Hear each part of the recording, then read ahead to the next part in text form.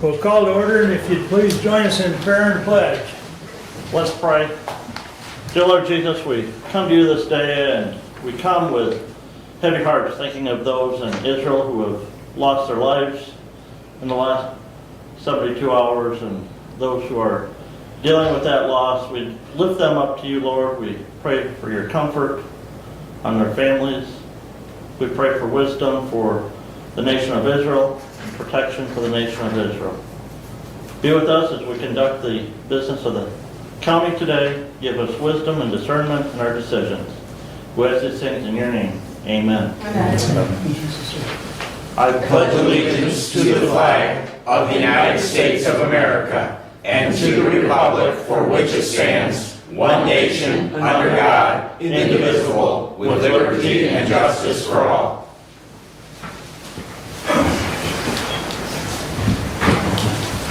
Here we go. Thank you. We'll have our first call out to the public, and I'll read our rule. A member of the public may address the board after receiving recognition from the chairperson and giving his or her name. Public comment shall be limited to a period set aside at each meeting for such purpose, and each speaker shall have the floor for no longer than 5 minutes unless the board grants an extension. Board of Commissioners Rules of Procedure and Bylaws 5.13-3, and we also ask you be respectful. So, Laura? Good morning, Commissioners. I just wanted to take this opportunity to express concern about proposed resolution 23-129. My concern is that this would restrict the ability of the judiciary and other departments to pursue the funding that they need adequately to fulfill their obligations to the citizens of this county. Our judges are devoted to this county. They are passionate about securing the funding that they need to serve the community, in particular to maintain public safety because of changes in the statutes.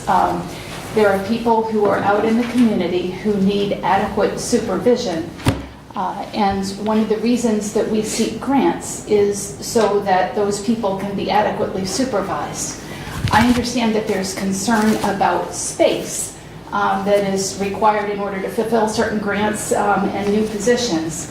Those do not affect the bottom line. They do not lead to additional expenditures of funds, of county funds. The space is what it is. And what we are trying to do is take advantage of that space in order to serve this community. There's a further concern about separation of powers. This proposed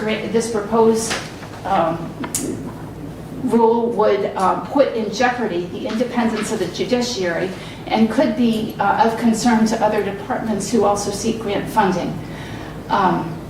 I would just respectfully urge this board to vote against this proposal, or at the very least to table it for further consideration. Thank you. Thank you, Laura. Anyone else wish to address the board at this time? Renee, good morning. Good morning, everyone. I just wanted to make the commissioners aware that Hillsdale County received an award for the probation treatment track court that we have in district court with Don Michael. It came from the MVA, Michigan Veteran Affairs Association, and the Trust Fund. It's an exceptional service award, which he was voted for an independent panel of judges. And there's a Veterans Gala Saturday, November 4th in Novi for the presentation. And we are a pilot program for that. So other counties are kind of like looking at us for advice. Don was down over yesterday saying he's got people calling him all over from the state asking him like how it works and what the protocol is and stuff. So, and he is now going to be the recipient of the award. That's one I want to know. All right, thanks. Have a good day. Very good. Thank you, Renee. Anyone else wish to address the board at this time? My name's John Beckwith, and I'm concerned about what's been going on in the world here. I think Doug's the oldest one that probably remembers the Tet Offensive in 1968, where we had several 100,000 North Vietnamese coming down South Vietnam, dressed as South Vietnam soldiers. I've been talking to some of the vets that my age, and talked about the 1968 Tet Offensive. My concern is we're going to have one here, and I think it's coming soon. I'm very concerned about our counties here, to how we're going to protect ourselves when we have, we know there's 15,000 Red Chinese already across the border that we know of, and they're between 18 and 30 years old with no families. And we have Iranians here, and you know, they hate us as much as Israel. And what we're seeing for the last 72 hours is that could very well happen in this country. And I'm going to tell you that Hillsdale County is a ground zero because of the college here. It's been threatened before. And this place, when they come into Hillsdale County, there's no way we could put out the fires in the cities. They'll kill anybody they can, burn the homes down, burn the cities down. I see this coming. I think the county commissioners should take heed in what I'm saying. It's a constitutional, the United States Constitution says the sheriff has the right to have their own army here. And I think we need to start looking at this and start figuring out how we're going to protect this county from any outside people coming in and destroy it. I saw the fire on the Chicago Roadhouse back 15 years ago. Took five basically fire departments to put that fire out, where they burnt the whole side of the Jonesville to the ground. There's no way we could stop the fires with our towns and county here, because they've been built around 150 years ago. So my question is that I think you should take a look at this, how we're going to get together. I have no faith in the sheriff putting together a militia, what she's supposed to do as far as the Constitution is concerned. I think you ought to get together with some vets, and how would we protect this county, and where should we start protecting it, and raising a militia here to protect the county. It's your responsibility for this. I just see this happening before it gets better on this thing. So, does anybody have any questions in regards to this? No questions at all? Dennis, do you have any idea? Have you even thought about these things? We don't engage during public comment, Jeff. Well, I understand that, but this is a little serious, Mark. If this happens and we do not have, if we're not ready, it's going to be on your responsibility. Okay? Thank you for your comments. Anyone else wish to address the board at this time?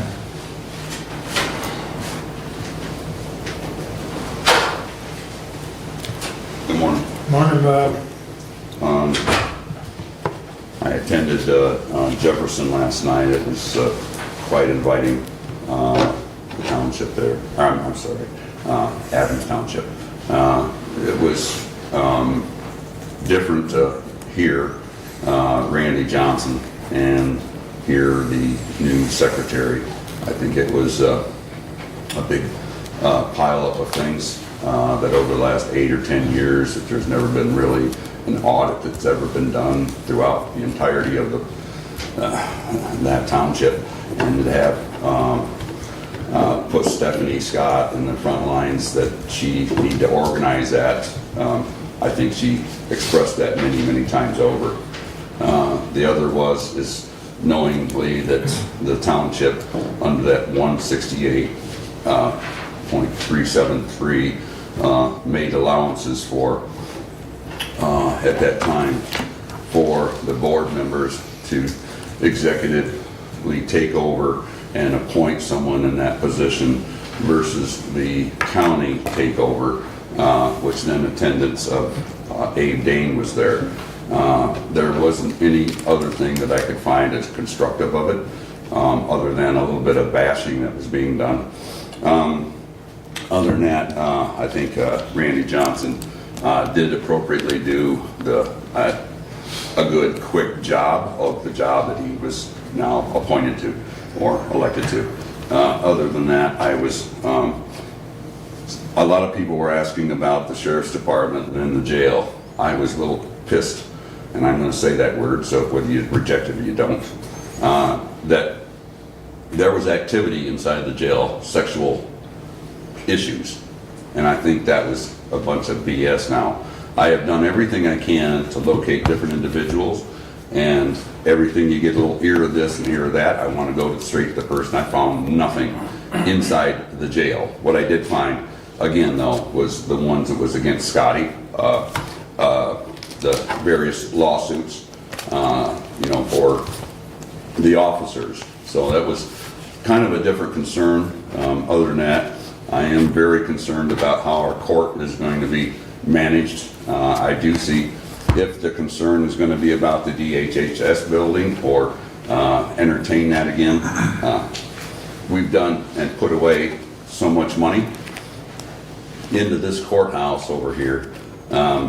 I'd love to hear how the judges are going to make it work or end up over there.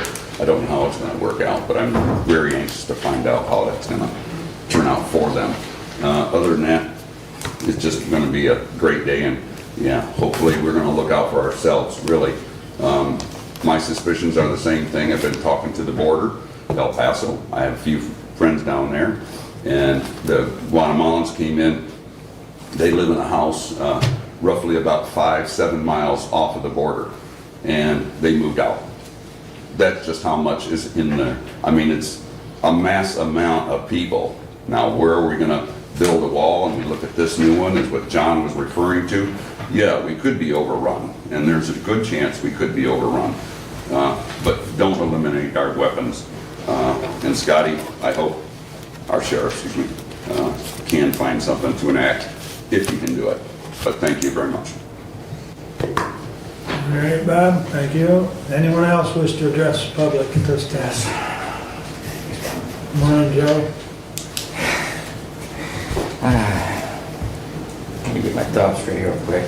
I come here for one reason, but then two reasons actually, but first thing I need to do, Steve, I need to apologize to you about last meeting. I called for your resignation on no grounds. You have not crossed any lines causing for resignation. You may have voted against something that was not a reason to call for your resignation. I feel like I disrespected you, and I apologize to you for doing that. However, some of the people you aligned yourself with, on a personal level, you got to break them down and think for yourself. Well, you know what? I'll just leave it alone. I apologize. The reason I'm here. Look, I don't like it again today. I'm going to talk about something. House Bill 4981.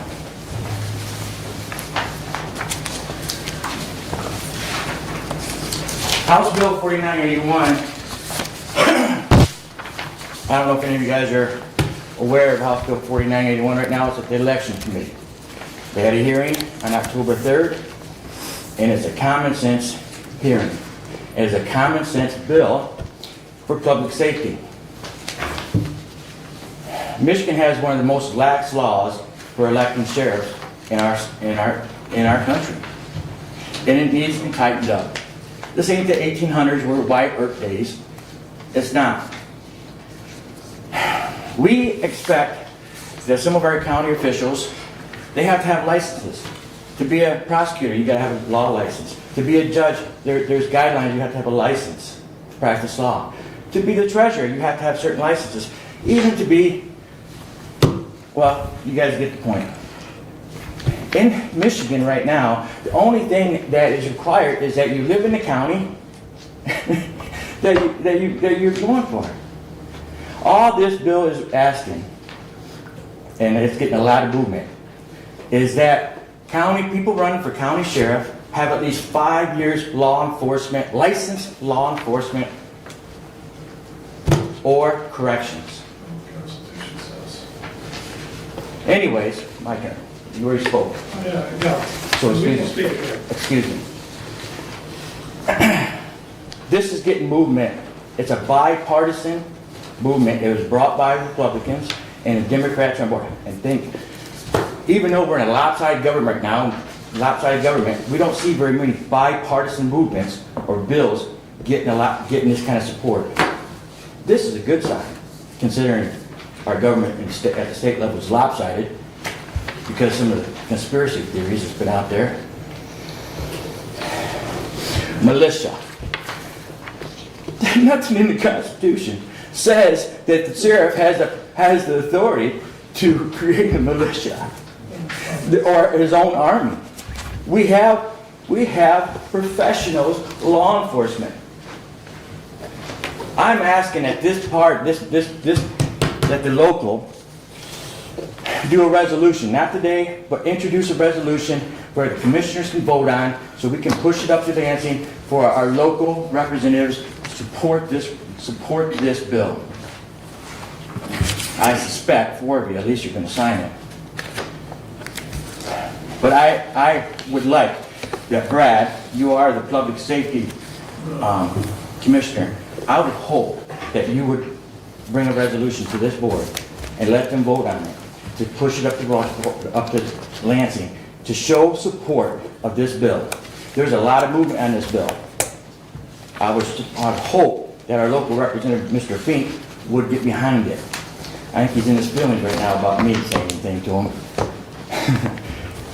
But I would hope that he would get behind it as well. The third thing I want to say. Is that 10 minutes? 10 minutes? No. The third thing I want to say on something different. Steve brought a good resolution. Actually, I got 4 things. Steve brought a good resolution about overreaching from the state for the solar. It's on there today. I may not agree with Steve on very many things, but I do agree on that. I hope the rest of the commissioners support that resolution and show the state that they're overreaching on that. We work with the state on many things. There's no reason why the county can't work with the state on solar and wind. You're out of time, Joe. I appreciate it, though. Thank you. At least you got reading material. Yes, sir. Any other public comment? Kelly?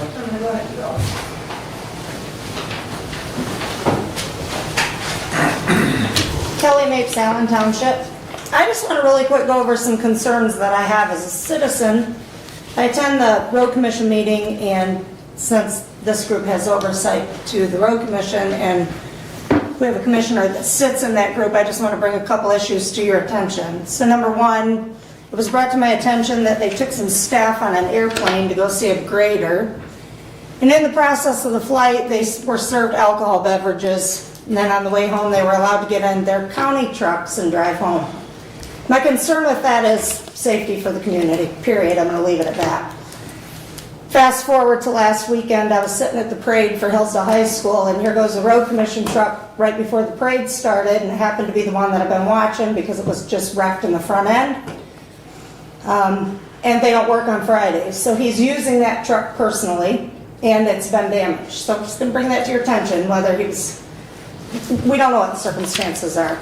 We'll leave it at that. So then I brought to the attention of the board, this is a whole different situation. The manager, I got his contract out of Jackson that said he makes $115,000, which I was kind of shocked. We've got safety personnel. We've got a lot of people in this community that don't touch $100,000, but we've got some guy out at the road commission that doesn't even have an engineering degree. And now I question if they say he's just a part-time worker. So is he getting $115,000 for part-time work, or is Jackson paying some additional funds? But then to go into it, I pulled the billing, right? $1,094, $555, $180, $12, and $7 a day charges. You do the math, that's $435,000. So he's making a lot more money than a lot of our officials in this town, and people should be upset about it. I brought it to the attention, they came back, and the resolution to me, to make me happy, was they said, well, we found some mistakes, and we will just not charge for the vehicle for November, December, and January. That's $180 a day. My thoughts are, I don't know how you just take 3 months off, or do you go through the billing, fix the billing correctly? I think that would be an accounting matter, but just want to bring that to your attention. I do plan on taking it to the Jackson County Board. Thank you. Thank you.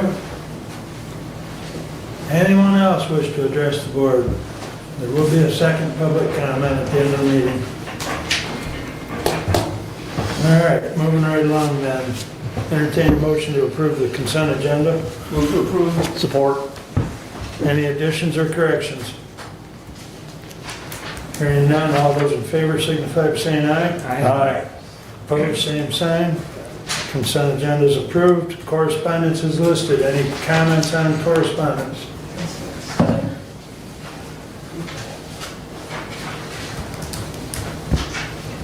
Hearing none, I'll entertain a motion to approve the regular agenda.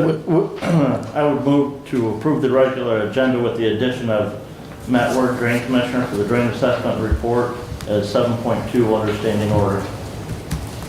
Okay, to follow the judge. Support. Okay. Moved and supported. Any other additions or corrections? All those in favor of the regular agenda as amended signify by saying aye. Aye. Opposed, same sign. All right. Judge, you're up. Good morning. Good morning, gentlemen. I always appreciate you getting me in early, as you're aware. I have another obligation on Tuesday mornings, and I need to get to my treatment court people. All right, gentlemen, I'm here this morning to address a grant I have applied for and received. First, though, as you recall, I was here last meeting to address the success of our Veterans Treatment Court, and Renee came in and presented to you already, so now it comes to no surprise, but I'm going to say it anyway because I'm so incredibly proud of Major Don Michael in terms of how he has run the veterans track that I implemented here over a year ago. So he was selected for the 2023 MBAA and Trust Fund Exceptional Service Award. I know that myself and a couple of other individuals are planning on traveling up to watch him receive that award, and it is well deserved. I also expressed last time that I was here the significant concern and needs that my court has to employ additional staffing, specifically probation staffing, to ensure public safety and offender accountability. With my current staffing, as you are aware, at least from my whining about it, it's virtually impossible to appropriately and effectively supervise violent offenders without placing a risk to the public and victims of those crimes. Every budget meeting starts with "we have no money." I understand that, and respectfully, however, this doesn't negate the need to effectively fund my branch of government as well. The judicial branch takes this very seriously. With that in mind, I applied for, always trying to be creative with solutions here, and with the significant help and groundwork of Laura Ray, my magistrate. I need to give her credit because she's really the typer, let's be honest. I approved a few things, but she worked very hard on this. We did receive an OVW 2023 grant to improve the criminal justice response in Hillsdale County. This would allow me to run a domestic violence court in Hillsdale County. I received a $500,000 grant to run over 4 years, which is renewable in that I can reapply for funding. This grant would allow me to hire one full-time specialized probation officer to supervise domestic violence, stalking, child abuse, and sexual assault probationers. It also allows for me to employ a part-time case manager to assist in victim communication with community partners. I received this grant in conjunction with Domestic Harmony as a partner, who received a sub-award of $40,000 for training in legal advocacy in the courts and the community. I have also asked Commissioner Benzing if he wishes to serve on my planning committee to ensure transparency and efficacy between the branches of government. In a perfect world, grants wouldn't be necessary to effectively meet the needs of the courts, but alas, here we are and here I am, with a significant need to address violence in Hillsdale County, similarly to the substance abuse issues that we had and the reasons that the judges applied for treatment court grants. I am formally presenting you with this information that the grant was received, and look forward to continuing to serve the constituents of Hillsdale by providing services and supervision to offenders, as is my elected and official duty. With that, gentlemen, I do have a comment as well regarding Resolution 23-129 on grants, since I'm here presenting one to you, and would implore you to think about the theory behind what you're voting on. There are three branches of government. We are all elected by the voters in Hillsdale County to effectively serve. You are voting on a proposal as it regards to grants that lives beyond your terms as a Board of Commissioners today. So you may not be here in 2 or 4 years, I may not be here in a few years either. What you vote on today regarding this in terms of how it affects each of the branches of government here in Hillsdale County continues. Anytime this type of control and power is promulgated into law by a resolution, the voters in Hillsdale should have a concern as to why. The board has a constitutional duty to effectively fund the courts. When I am told that there isn't money available to effectively do this, I continue to find different avenues to creatively solve the problem so Hillsdale County doesn't fall back 20 years in its criminal justice needs. There have been space studies over decades here, way preceding you gentlemen. You're not responsible for these, but it indicated need for future space in the county. The proposition that a necessary grant could be denied by one branch of government, specifically because there isn't an office space for that person, should concern every voter in this county. I'm going to direct you to something that may be a real unpopular opinion, but I'd like to do that. Let's think about Roe versus Wade. This isn't an issue, in my opinion, that has anything to do with the right to choose or abortion. It has to do with significant judicial overreach that happened, an entire branch of government that went outside of the scope of where they should have gone, something that should have remained with the legislature. So maybe it seems big or not in comparison here to something this small, but if you're a constitutionalist who respects the branches of government and how we make decisions regarding the same, I'd ask you to think about it. Any type of overreach where there's a potential for a power play by any branch of government leads to dire consequences in the wrong hands. So I'd ask that you consider that as well. Thanks, gentlemen. Any questions or comments for the judge? Thank you, Judge. Thank you. Thank you. Matt, you're up next. Good morning, Board. With conversations with Commissioner Leininger and with Mr. Dane, I believe it's came about that I'm supposed to do my report at the first meeting in October, not the second one, so we made some quick adjustments and here I am. I'm not going to go in detail with this. I'm going to keep it short and sweet. Basically, page 2 of the report shows the county assessments for the at-large assessments, and for 2023, that number is $42,075 and some change. We got a 2-year trend in lower assessments. I do believe that directly correlates to a shortage in staff. Less staff we have, the less work we can do, the less that gets billed out, which in return is the less that we assess.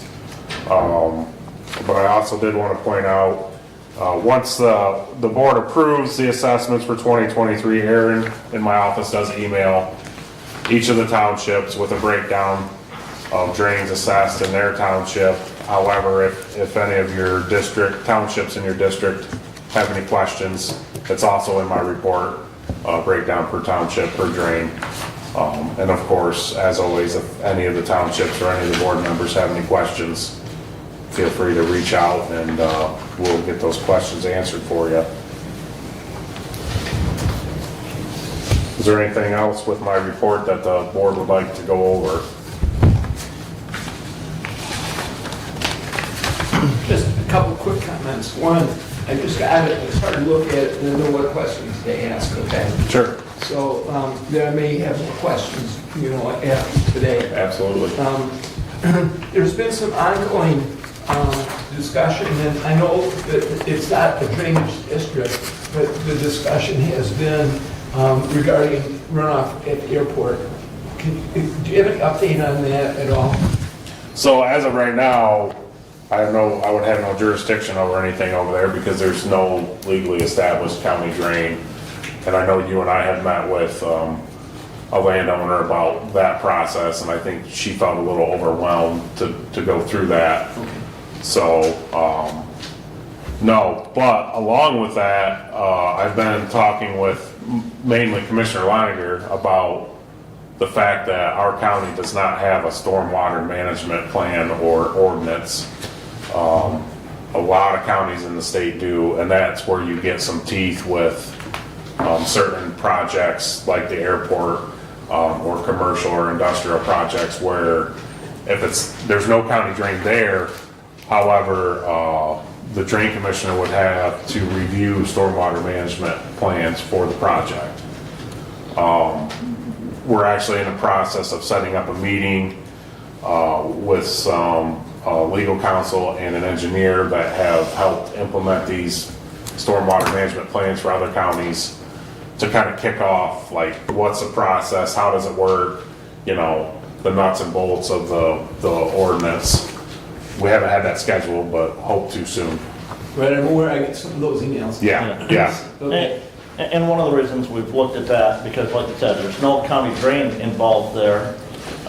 Yes, we've had some residents there, we've had some residents in Waldron, with a recent industrial or commercial development that has caused the backup of and runoff of stormwater onto other residential properties, causing additional flooding.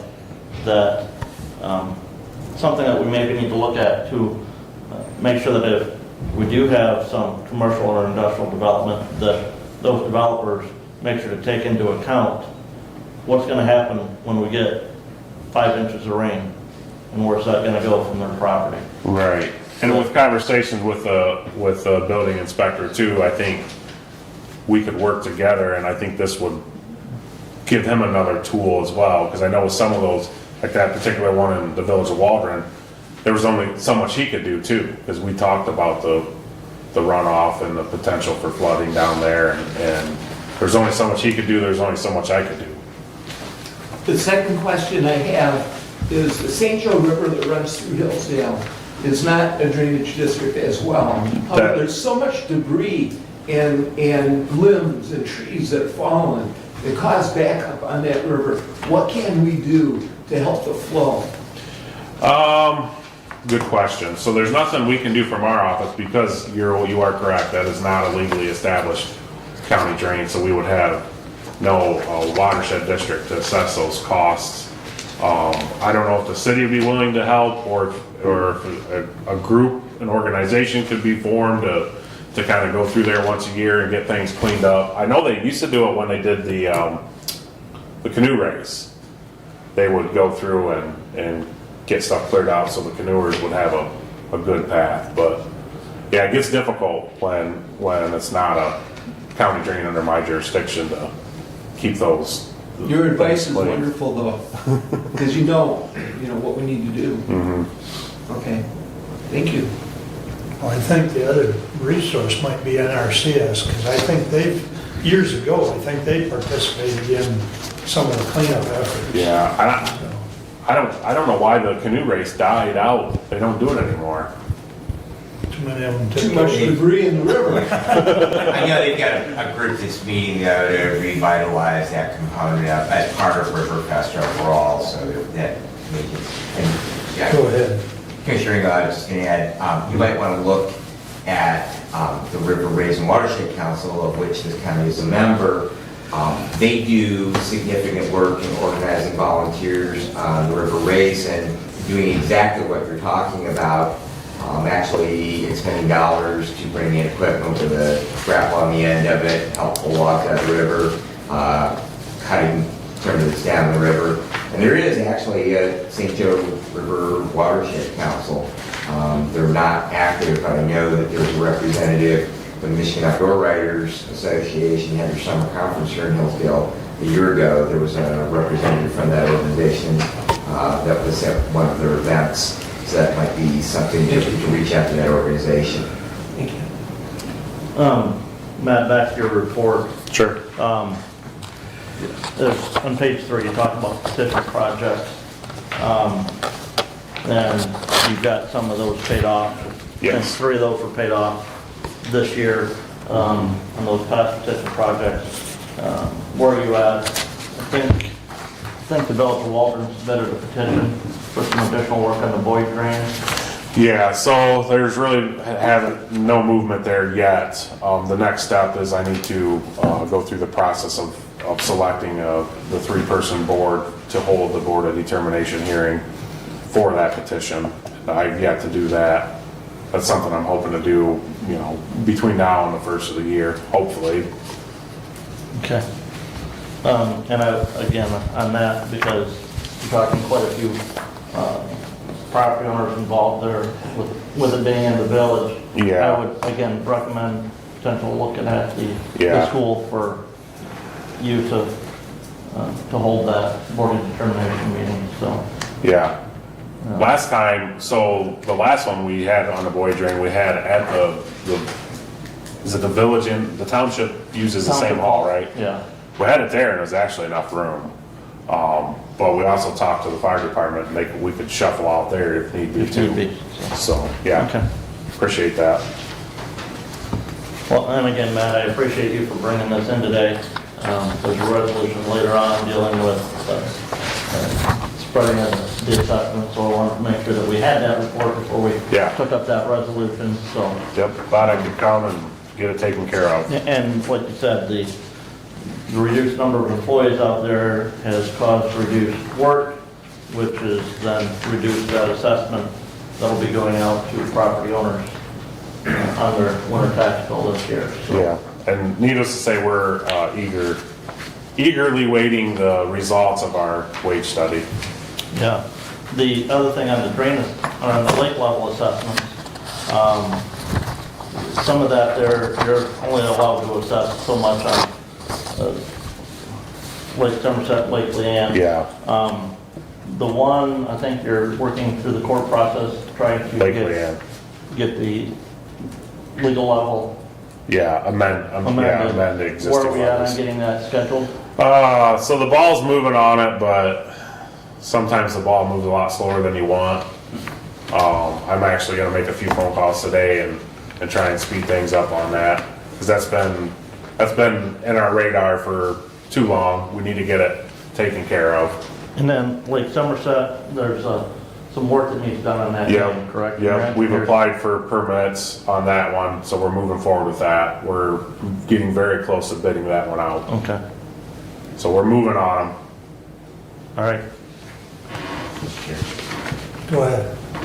Matt, I'll give you the easy one first. Any change with Emery Mill Creek? I know that there's been some discussion about ownership of that dam, and I saw it in your report when I breezed over it this morning. Yeah, so I'm working with legal right now.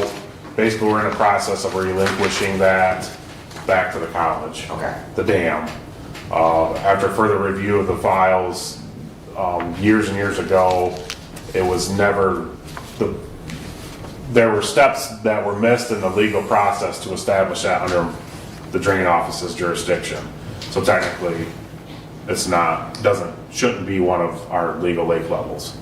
So we're in the process of relinquishing that back to the college. As far as the drain goes, we're working on revising the district because that was way out of whack. So that's the first step in that process, but we're figuring things out with that as well. And I did talk with Stuchel, Mr. Stuchel. Yeah. I did talk with him and had a nice conversation with him. I've got a follow-up. He wants me to take a look at the lake and see what I think. Lake Winona? Yeah, I've had a couple, and that was the reason for my question. I've had Yeah. a couple conversations. with yeah. myself. I've yet to make it out there, but I need to make a trip out there and take a look. I haven't been out there since they put the bridge over, the college has. So, My other question was, I had heard that you were going to have a meeting with the Mary Lake folks. Did that occur? yes. And because I have Amboy coming up this week, and so anything you could share in regards to? Yeah, so I hope I clarified, I tried to clarify as much as I could, because I feel like there's a group of people that kept going to the township, and I think they need to if they have issues with the sewer, because that's under the township's side. I think there's confusion on the dam or the structure in the lake level. So I hope I clarified that that's not a township issue. Right. You know, but I went to their annual meeting and spoke for about 15, 20 minutes, updated them on the situation out there. So the issue we're having is it's hard to find specialized contractors that deal specifically with dams and lakes, and, you know, that's specialized. You can't just have, I don't know of any contractors in Hillsdale County that have experience with that. So we're trying to find an appropriate contractor, because we have several lakes that have some minor to, I don't want to say major, significant repairs that need done, that we need to get done, that came up in our inspection reports last year, so we're working towards that. Very good, thank you. Yep. And I apologize if you mentioned it, and maybe I didn't hear it, but M99, you've been working with the state. Yeah, so I'm not gonna go into too much detail because my engineer will be down Thursday. We will be attending the road commission meeting, which I believe, Commissioner Ingles, you'll be there as well, right? Yes. Okay. My engineer is gonna be able to better update. Yeah, that's frustrating to say the least. I'm overseeing the project, but there's no project yet. So everything that's been taking place is really out of my hands. It's out of the road commission's hands. I know residents are getting frustrated. I get frustrated when I go down there and have to wait 5 minutes for a stoplight. And the light's gone. No, the lights are not gone. Okay, I was told by a road commission member last evening that No. they had cut their slurry in and the lights were gone. So, thank you. I drove through there this morning, Okay. both lights are still I there. can tell you that And it's a 3-minute timing. basically, the state had the project on M49. They informed us, we're not gonna close 99 and M49 at the same time. So basically, they realized we don't have enough time yet this year to do the necessary repairs to M99, which is a culvert replacement, a very deep one. So that's why they paver patched the settled spot. The large hole, they put a flowable fill concrete in to hopefully prevent it from further taking material down. And they're supposed to remove the single lane closure. Okay. And then next year it will be closed when we bid it and do the project. Was that the state that paper patched that little area right there? Or was Yes. that our county? State? I was informed that the state was handling that. And I wasn't on site when it was done. I don't believe the road commission did. I believe the state probably contracted. Well, or the state could have contracted the road commission Very to do that a possible. little bit, but yeah. But And yeah, there was a pretty significant drop there. Right. I noticed it looked a little rough yet. well, Asphalt. Commissioner Leininger had pointed out to me, and I saw it as well, but to the south of that single lane closure, there's another spot that's further developing. Right across from the south light, there's another culvert that goes through right there that's failing as well. And there's a crack in the asphalt right there. So one of the concerns Saw that in your 3-minute wait. Yeah. One of the concerns is the soil condition and type. So we did do some soil borings out there back in July, and like we had anticipated, it's all pretty poor material to have a road sitting on top of it. It's drier now. Yeah. And that was my concern. It's like, man, now is the time to do this, because I told my engineer and he told the state, next spring is probably going to be a lake on that east side. Yeah. So Not problem. there will, You're gonna have a lake It's a there guarantee. on Saturday. So Having fought a woods fire down in there several years ago, I can tell you it's very wet. yeah. But the good thing about this project is it's 100% funded by the state. So I was more than willing to work with them. We're gonna get some additional work done to the county drain, which is the outlet for that particular area, through the state, and there'd be no assessment to any landowners, so I jumped on that opportunity. Well, if they engineer that the same way as they did on the 49, I haven't been through there yet. I was kind of puzzled myself at why that was closed so long, or what they really did there. it's quite the Pretty engineering. extravagant crossing. Oh, I don't know. They paved yesterday. What's that? I was told they paved yesterday. Yes, they got the first layer in. I suspect it'll be open by tomorrow, but it's way over-engineered, in my opinion, for the amount of water that goes through there. Yeah. Or the amount of That's water not a that huge doesn't water. go through Yeah, that's there. a lot. It's not a huge watershed, to No. be honest. No, As a matter of fact, right now, it's pretty much dry. Yeah. You know, and the way they've engineered it, it'd take a 200 rainfall event. Yeah. Put 200 year rain. barges through there. Yeah, exactly. Well, they'll probably do the same thing on 99 next year, but it'll fix the problem. Aaron, we're depending on you to let us know when that project is going to begin, because that is a very significant route for my fire department. So any heads up so we can prepare and plan around that will be Yeah. appreciated.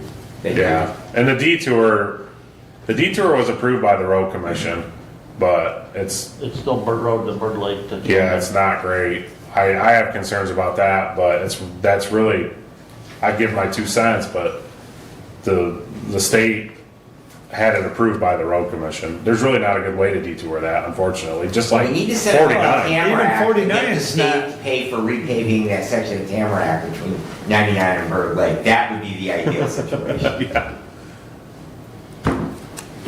Any other questions, board? I think we're good for now. Like Doug said, as we digest it more, we'll call you. Do you guys need to vote on accepting the report, or Well, we've got the resolution. is that with later that on resolution? That deals with Okay. authorizing the supervisor Okay. to spread the assessment goals. So, Okay, We will place it on file. Yeah, You'll get your money back. We very, promise. very good. thank you, Matt. Thank you guys for your And Aaron time. and All Ron, right. so. Thank you. Thank you, Matt and Aaron. All right. Moving right along, that brings us up to committee reports, and Doug, you're first up I'd today. like to start off today, we have Hillsdale Renaissance, Brian Lockey's here. Yep. And Brian has an update on the courthouse. Yep. Gentlemen. Not just Renaissance. Because the Renaissance is a different entity. Yes, you're right. Thank You you. didn't see the comma. Thank you.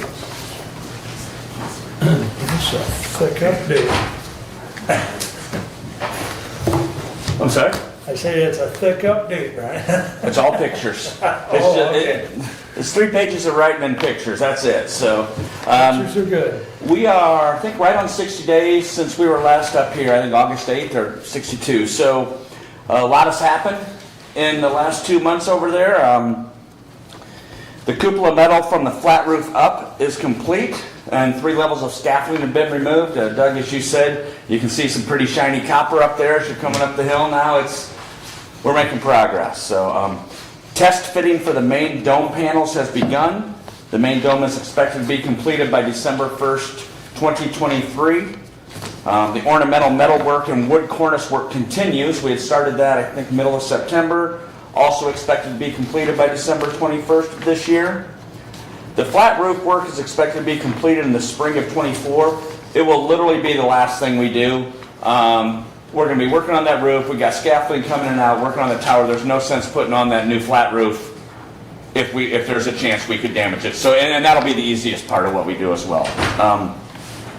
Columns on the bell level and the work above the archway has been completed. The clay tile roof removal and the existing copper roof underlay clay tile has begun. The completion's contingent on the tower because we can't finish the roof where that scaffolding is, where we remove the clay tile. So we're just kind of make sure and we sequence that right so we don't double up in any way or do damage to the work that's done. The main building masonry continues, and we're expected to be completion fall of 24.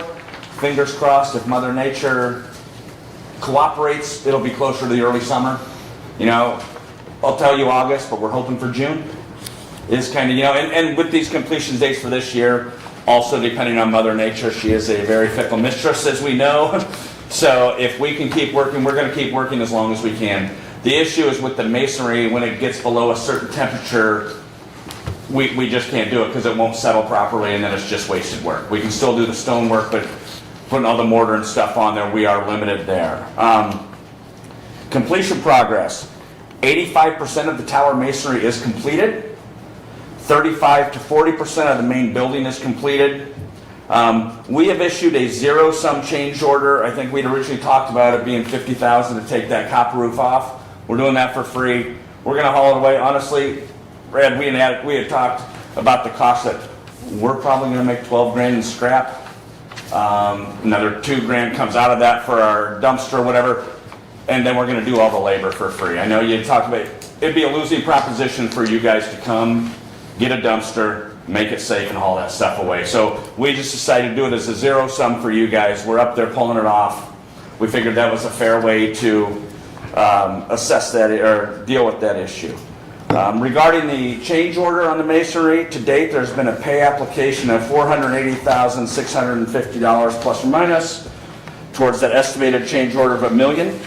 We have another estimated, it's probably $80,000 in work that we've completed that we haven't put in a pay application for, so 485, call it 560 total that has been performed.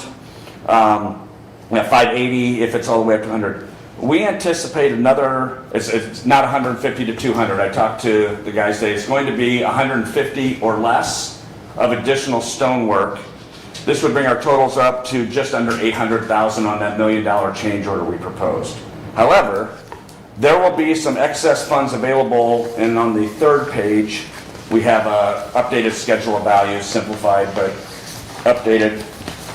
We have a couple contingencies for both the carpentry and the clock mechanism that we think we're going to be able to save you somewhere between 125 and 175, probably closer to the 175, that we will just deduct back out. So that other 150 is probably covered, is what I'm saying here.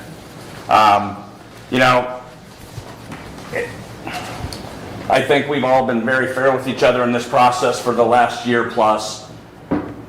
For us to say, well, you signed the contract for 175 for carpentry and we only did 50,000, that's not how we do business. And that's why we're crediting that back to you going towards these change orders and everything. It's the proper way to do it. It's fair to everybody. It allows you guys to get the work done the right way one time without having to write another $150,000 check.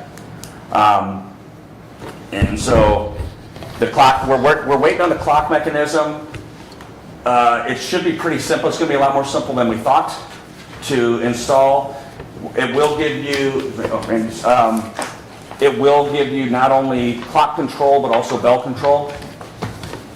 And it's going to be a network system that we just hook right up to the existing stuff, wired into your network, and it can all be done from either right the basement of the clock tower, hopefully back in somebody's office, whether that is Randy's or whoever we designate, whether it goes to IT, we can figure out. That's a logistics issue. I'm not worried about that. But I think really once we get it in there, we're just going to have to run a Cat 5 cable down or a Cat 6 cable down into your network somewhere. So really simple rundown there. In the back are just pictures of some of the work, what we're finding, what we've accomplished, some of the detailed stonework, like the fourth photo shows some of that cornice work, how they cleaned that up and rebuilt it.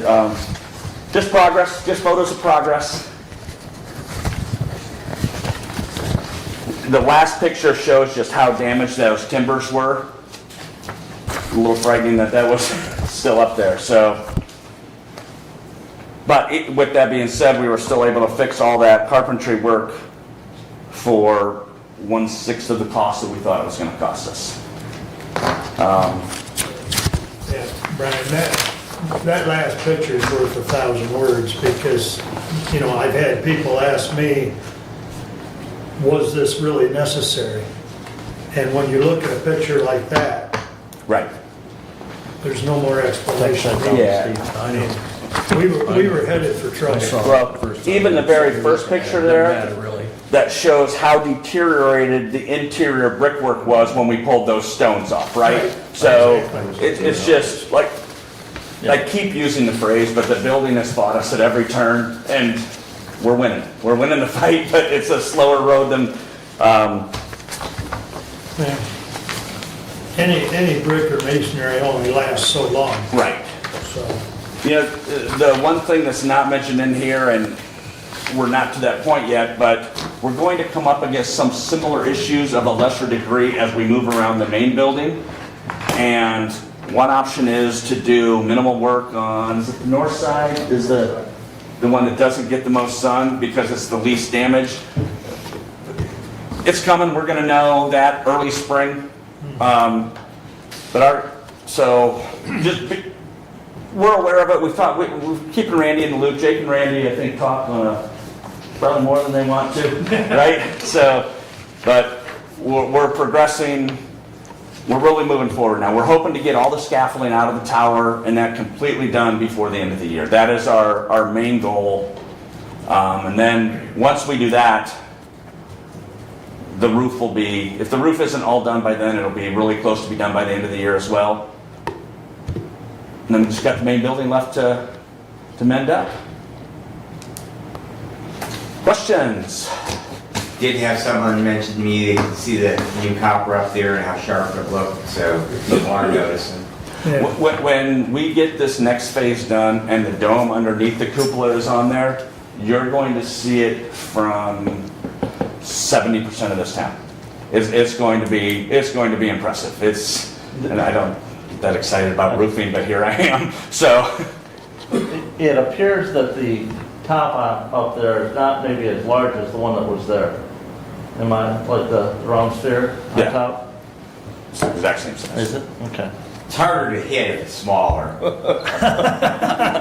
Steve? Hey, was that another, did you go up there and measure it on your own unsupervised? I wanted to. No. You took the scaffold out first. No, everything's been done the exact same. Yeah. Okay. Yes, sir. So I was up there on the latter part of August. Where? The latter part of Okay. August, and one of your foremen took me around. So I was supervised, Yes. with a hard hat, I might add. They wouldn't let you up with that one, would they?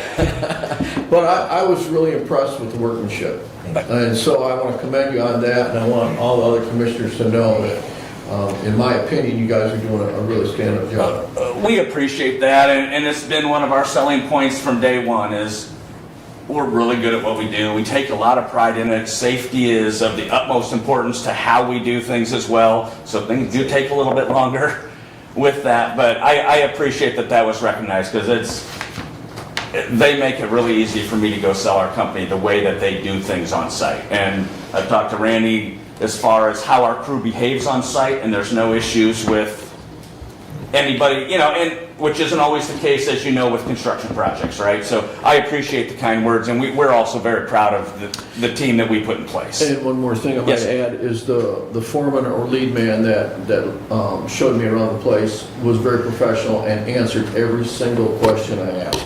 Great, So, great. That's how it's supposed to go. Yeah. And Randy's here. We're gonna make sure, so you wanna have a lot of that upper scaffolding down before winter this year. Has Blackberry gotten all those upper windows taken care of? Randy? Not all of them. They are following these guys Okay. and scaffold around. All right. To that point, Brent, we are working hand in hand with them on how it goes. We've adjusted our scaffolding to help them with there has been no conflict, no drama at all with them. They're great to work with. Hopefully they feel the same about it, but we are coordinating with them as we go when it's time for them to come in. Yeah, they don't expect to be done until spring, and that's because they're following these guys. Yeah. I just want, right, And I told them that wasn't an issue as long as we got them done. just so we've got that communication to know that, hey, we want to be done, have the scaffolding down to this level by December, so you guys need to have the windows done to that level by December. Well, they'll be taking everything off the roof, but there will still be the scaffolding below the Yeah, roof yeah. line where They're down the they windows need to to work, work yeah. anyway, so. And yeah, exactly. And to that point is their work takes so much less time than ours. So if we say, hey, we're coming down December 31st, and they tell us, hey, can you wait till January 14th? We'll figure it out. It's not, having it down by the end of the year is kind of it's more aesthetic than anything. So if it's got to stay up for a couple weeks, it's not the end of the world. It's already here. It's a lot easier to leave it up for an extra 2 weeks and take it down than it is to try to figure out how to get them up there to do a couple weeks worth of work once we take it down. So we have no issue coordinating with them and helping them out however we can. Commissioner, the concern with the scaffolding is that as they move the scaffoldings, that Blackberry actually does follow the scaffolding. And it will move as it goes, which will allow Blackberry to do their part of the project. Yeah, and they, like I said, they've been great. We haven't stepped on anybody's toes. Everybody has worked very smoothly to make sure everybody gets their work done in the most timely, efficient way possible. Sure, go ahead, Steph. I don't know if you know the answer to this or not, but what is the time frame when I give an invoice that I have to pay it by? I don't know if we're set up at N30 or, I don't know if we arrange terms of, Investing times, it seems like I just reinvest the money, it's there for a certain time, and then I get a bill that's quite substantial. They're not coordinating very well. so, I'm gonna take a note on that and go back to the house with it, but, so, you think you're getting invoiced too frequently? No, they're not calling when I have the money available to you. Yeah, I get the bill a day after she reinvests the money, and she's got locked in for 30 days. And so the bills are getting paid like 30 days out as opposed Actually, to they're right not away. that bad, but this particular one is gonna be this last one for $329,000. I don't have it come due until November 8th. That's fine. Listen, we first of all, I appreciate you letting us know that. It's not going to shut us down if we don't get it for 32 days. And I think the relationship that we've all worked with billing and change order and everything so far has gone so smoothly. It's just a communication. Just, you probably don't even necessarily, do you get them from Angelica? Yes. You get them from Angelica. Yeah. If there's going to be a delay, shoot her a note that says, hey, this fell on a billing or payment cycle, whatever. We're going to pay this on this day.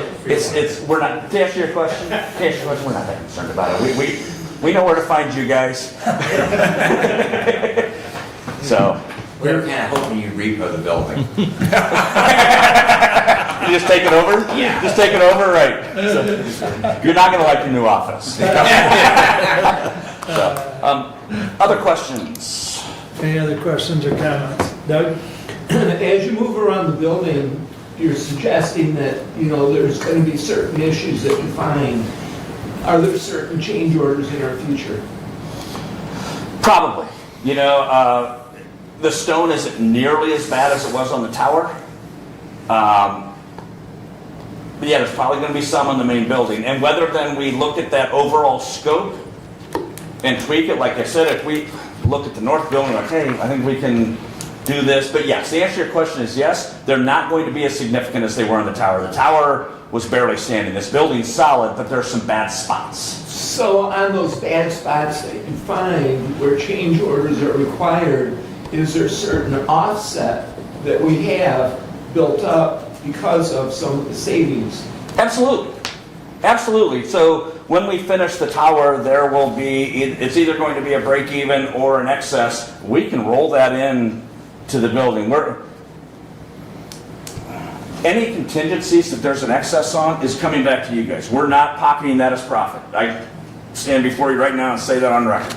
That we are doing everything we can to put as much money back in your pockets or to reuse the extra funds. We are doing everything we can to save and to reuse extra funds to make adjustments on the fly as to how we're doing things because we've discovered a better, more efficient way to do it literally for that particular stone. Mm-hmm. And so that's really the way we've approached the whole job, which is why it's taking a year and a half instead of 6 months. But yes, the answer to your question is yes. There's probably going to be a change order coming, and yes, any excess funding is going to be turned back towards the county or towards the overall bill, and it's not going to put in our pockets. Thank you. Anything else? We'll look forward to another update. So should we shoot for maybe the last meeting before Christmas? We'll have a really good idea of where we are then as far as end of the year stuff, sometime in December. Usually the last meeting gets hectic, so let's shoot for that first meeting. First meeting in December? Second Tuesday in December. Yeah, we'll have a pretty good we'll see what happens weather-wise between now and then, but I'll have a really good idea of exactly where we are with everything, tower-wise for sure, yep. And a much better understanding of the main building and any decisions that have or need to be made by then. So does that sound good? Sounds good. We'll plan on it, Brian. Great. Thank you all very much. I'm going to get out of here before you ask me more questions. Thanks, guys. Thank you.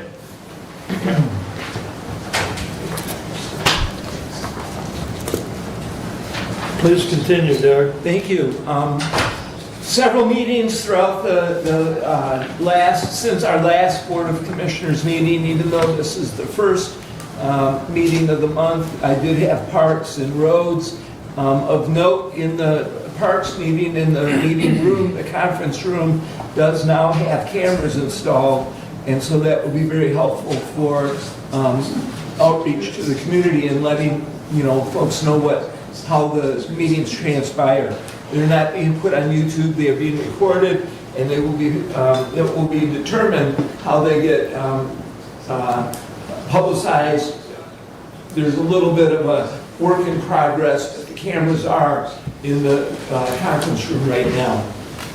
They had budget discussion from the parks, discussed as well Cali Park, Hemlock Lake Park, possibly moving the swing set and other play items to other parks. They do have a tree that they need to remove at the Hemlock Lake Park, which is of concern.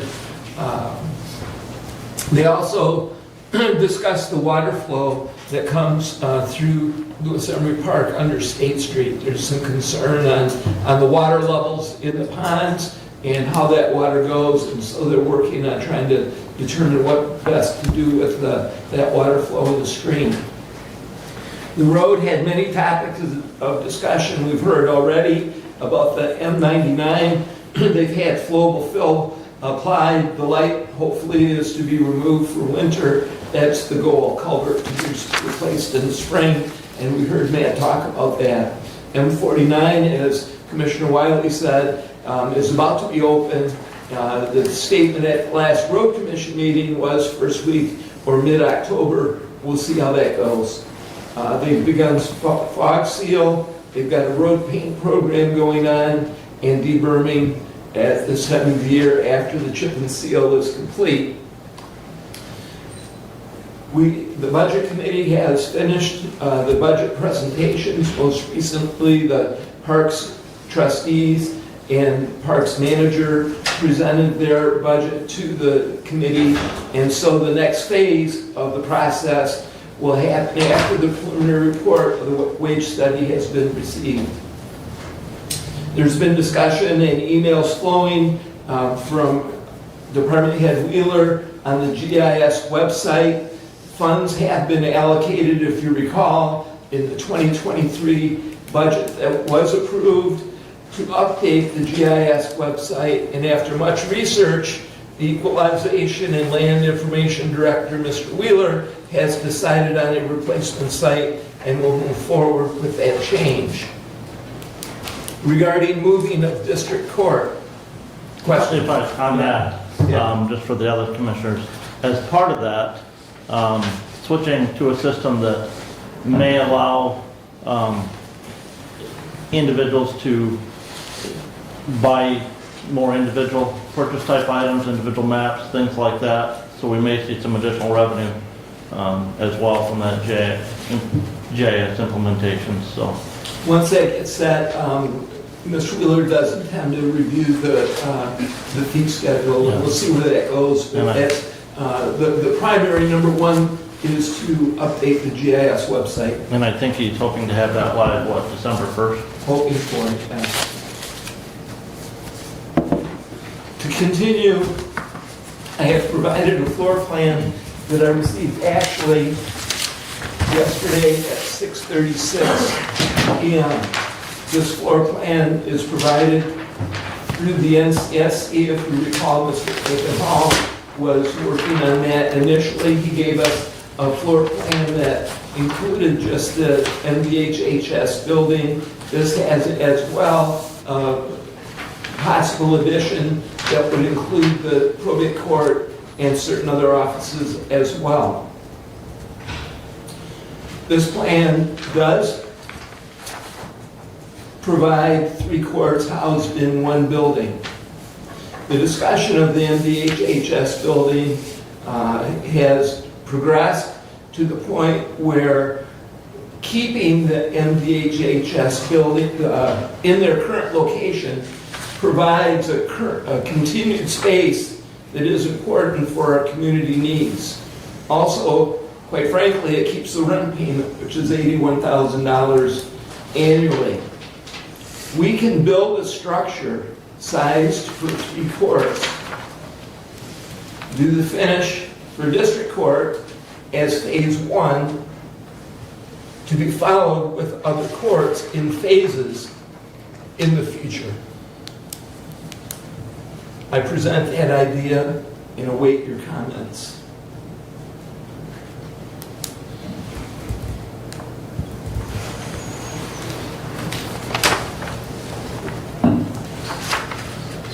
So putting up a new structure would be on property that we already own, correct? Yes, adjacent to the MDHHS building, there's a woods between that and the medical care facility, and there's proper spacing for this new structure.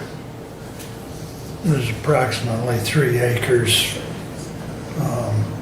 3.5 acres that we own right there to the east of the DHHS building.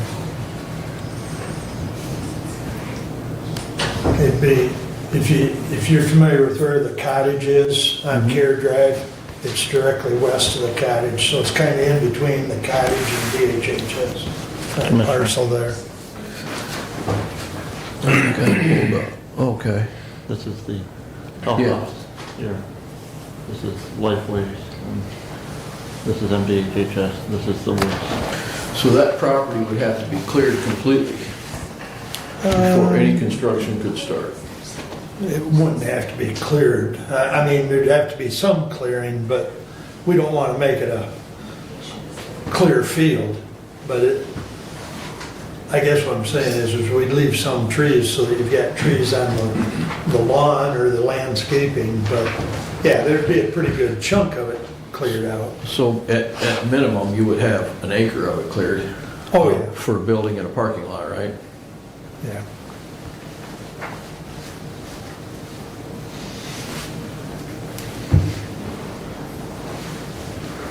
So then what type of structure would you be proposing? Well, I have a motion after we have some discussion. And to answer that, in some regard, it's to be determined. However, the gist of the answer is an economical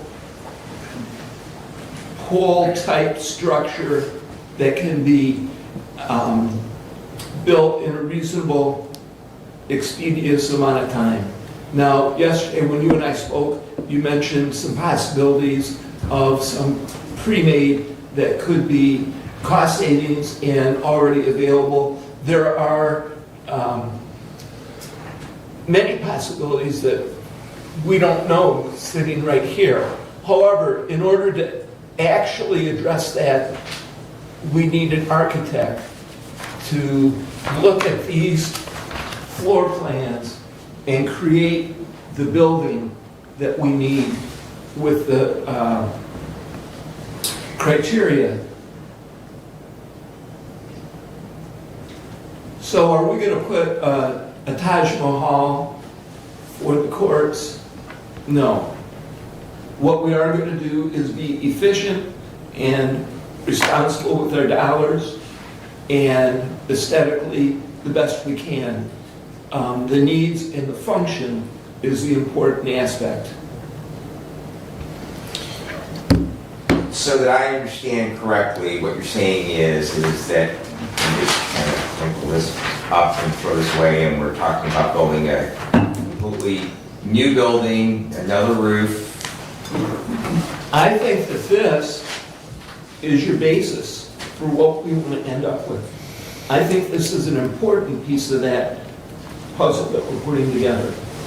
I guess I'm still not clear, Commissioner, I'm sorry. So are we talking about utilizing the DHS building, or are we talking about clearing land and building a pole barn on space that we already own that's separate from the DHS building? I was reminded it's not a barn, it'd be a pole structure. Well, we can call it a barndominium if you want, all right? But it's pole barn. So just so that I'm clear. To make sure that you are clear, we are talking about building a new structure, not utilizing the MDHHS building for this plan, we are talking about maintaining MDHHS in that facility. And remind me how much we paid for this? $10,000. Okay, so we paid $10,000 for this.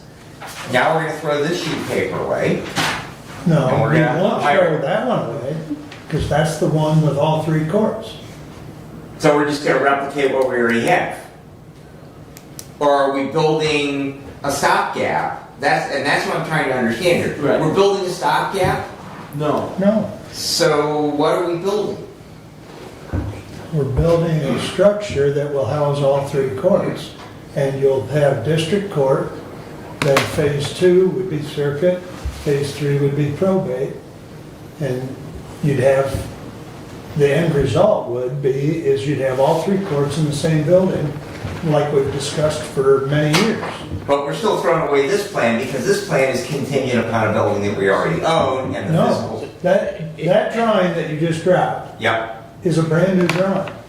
That drawing has probate in it. The previous drawing did not have probate in it. Right. So that's, but I'm trying to understand. So if I may, if I may, a new structure with the floor plan that would look like this or very similar to this, okay? Only when we start out, we would have this part finished only. And as time goes on, you would finish the next part. And as time would go on, you would go the next part. Am I correct? Yes. Is that what you're putting forth here? So this would be a basic floor plan for a new structure going up. But I understand it's a basic floor plan, but it just seems to me that we've constrained ourselves to dimensions of an existing building. In other words, that we're kind of trying to recycle, and it just doesn't seem that it's the most efficient use if we're trying to take an existing structure and then and build a new one.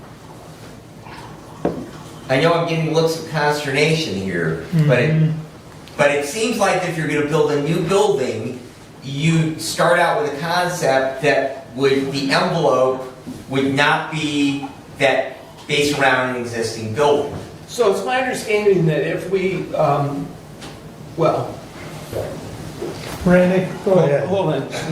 Just, Randy wants to interject. The floor plan that you're looking right there is what I would use to show the architect. That floor plan is the basics of what the architect's gonna, and it's up to the architect to make it work the way we need it to work. But that has all the components in it that the architects will need to see. So we paid $10,000 for this, but we're going to hire another architect to design us another building with all the elements that are in this. Absolutely, you have to because it has to This go is for not- bid, and it has to be prints that are certified that go out to bid. So therefore, yes, you have to have another architect, yes. So to continue the discussion, I have a motion to authorize Facilities Department head to seek architect bids for a building sized for 3 courts. I'll support that. So to continue the discussion, we did spend $10,000 to get a needs and space study that Nathan Hall has provided. We've seen 3 with the main courthouse. We've seen 1 that was partially, that included circuit court, district court, and a small presence for the clerk at the existing structure of the MDHHS building. In process of discussion and as part of the $10,000, when we negotiated and agreed and approved Nathan Hall to do his project, part of that discussion was to also have the addition so that we could have a future location for the probate court, if you recall. And yesterday, this came through, which is why I brought it today. This guide, you may call it a guide, has all of the elements of what the needs in space required. And the architect, when he does the specs, will use this as his guide to create what we will build. We will finish the district court first because that is our need.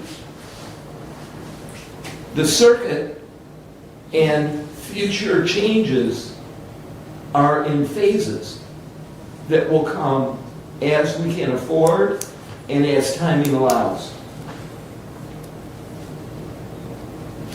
I recall that one of the missions that I was tasked with was to find a place where ultimately all three courts could be.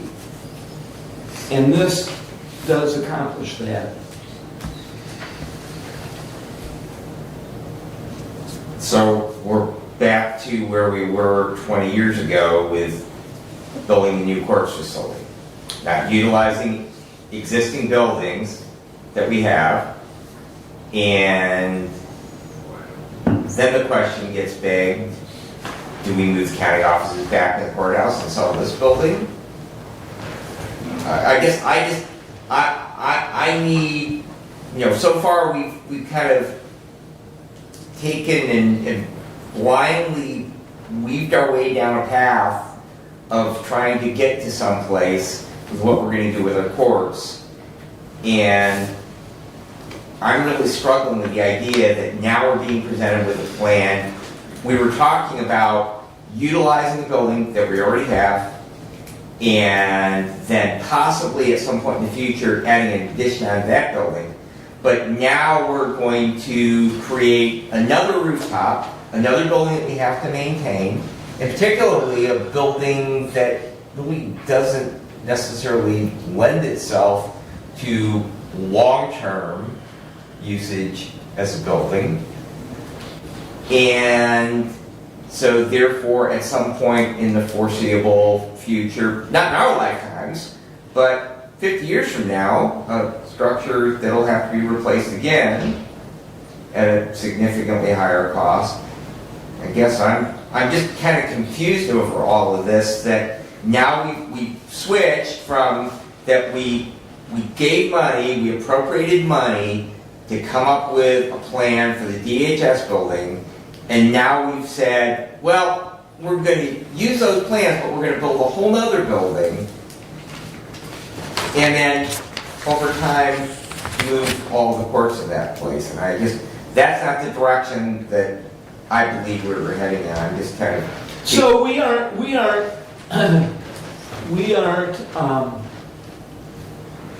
so far down the path. We still have options. Let's ask what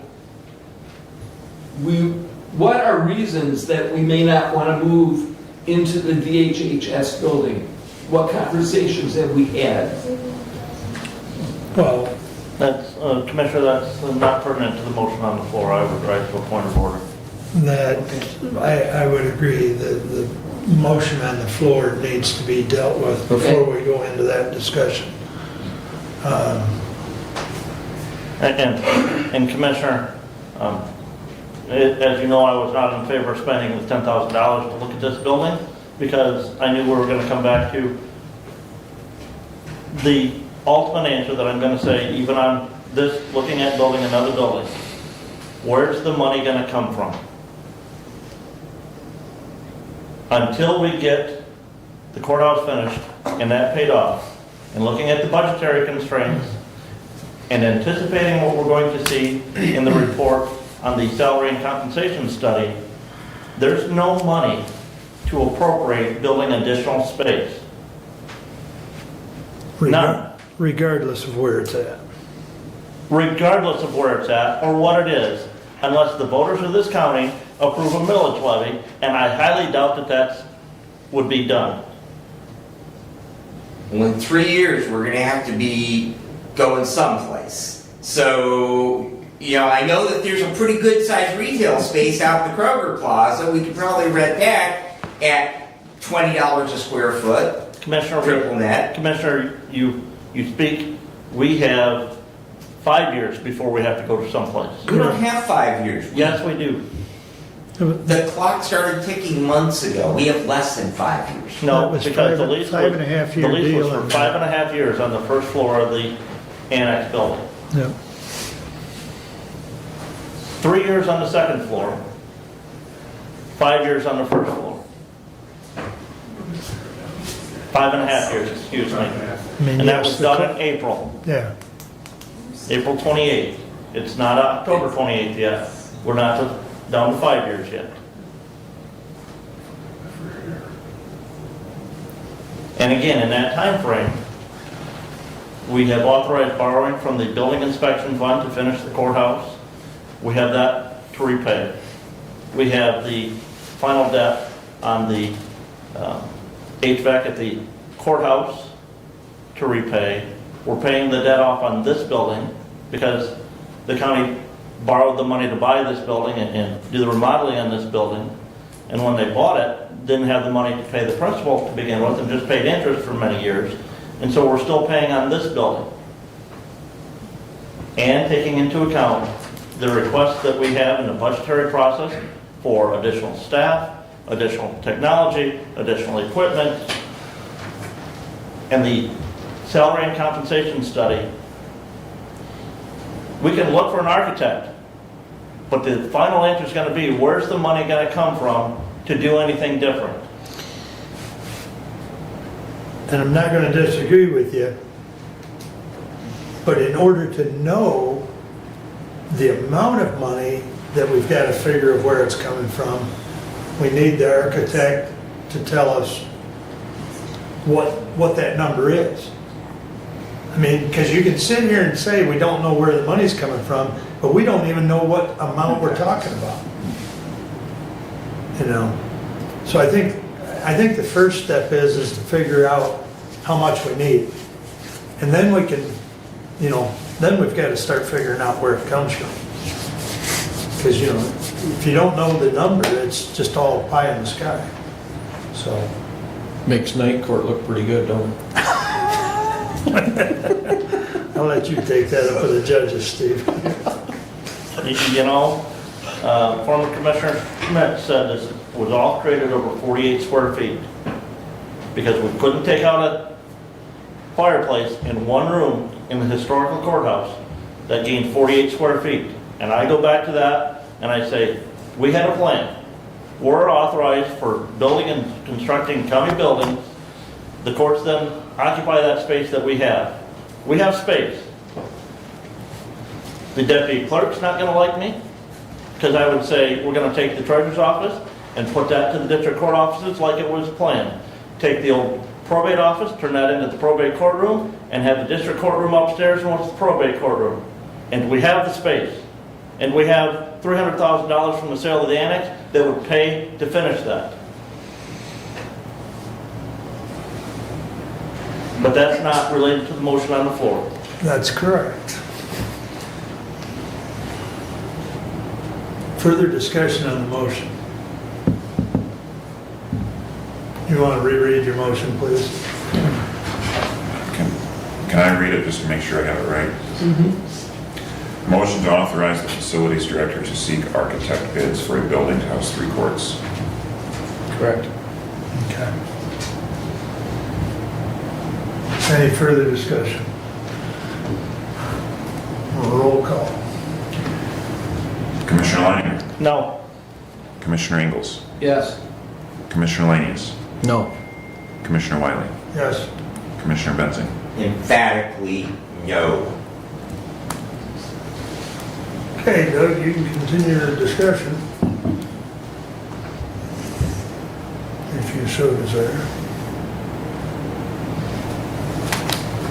Well, the question came up on, regarding the MVHHS building. And the concern is the space for VHS and the rent that the company receives. As a result, the conversation evolved into building a structure. And that's what I brought today. Well, and I guess let me add, Doug, that, you know, it's not just the rent, it's also the CAM amount, which we get reimbursed. Whereas if we take full control of that building, then that's another expense to the county. And that, It's not an expense to the county, it's a unreimbursed expense to the county. well, yeah, I mean, that's, Because we're paying that now. we are, but we're getting reimbursed.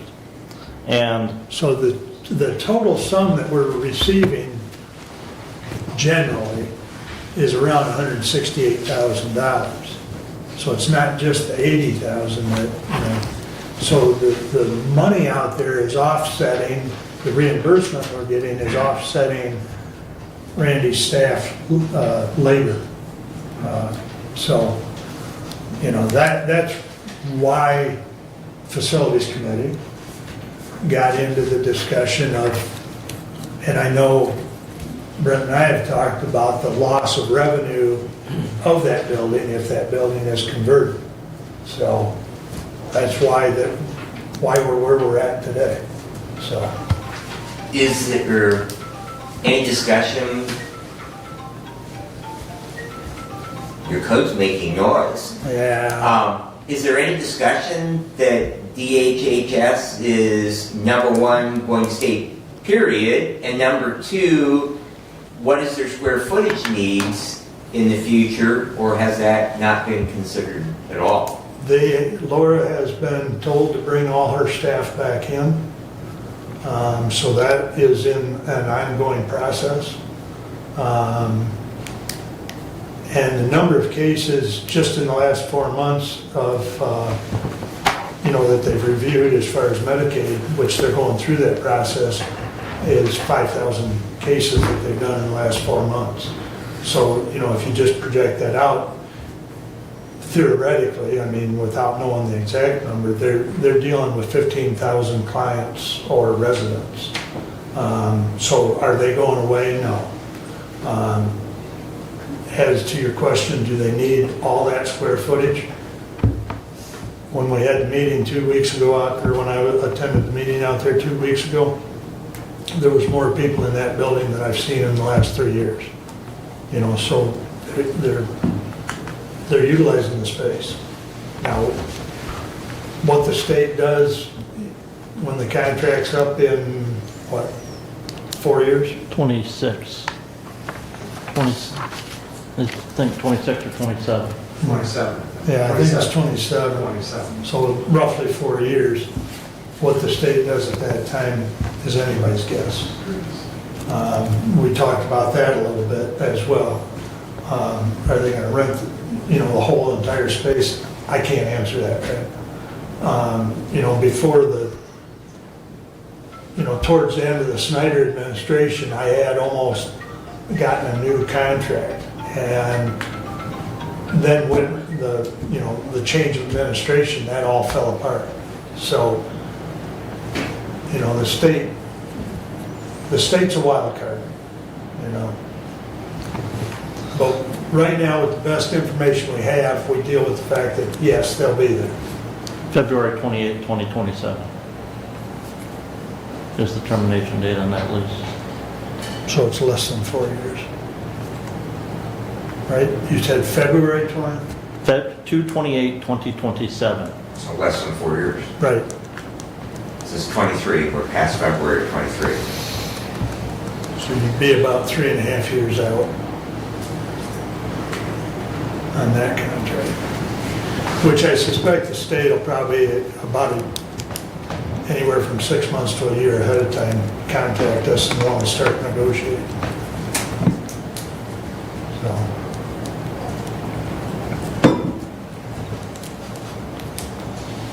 And, you know, the benefit with that lease, Randy, that building's gonna need a roof in the near future, right? And that cost will be then reimbursed as part of the CAM back to the state. I'm not sure how much of that will go back to the state, But some of it, some of it should. the parking lot work, that's part of the CAM, that goes back to the state. We're gonna put a metal roof on it this time, right, Randy? I'm sorry? We're gonna put a metal roof on it this time, right? That's not up to me. remember the process, he'll bring us the bids.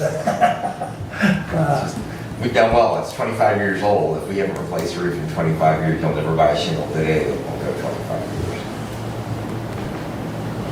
Well, and there again, the contract that we were trying to do before the change of administrations was to make it more of an inclusive lease where we had built into the lease price, monies to do roof replacement and monies to take care of staffing and so on, because the submitting of,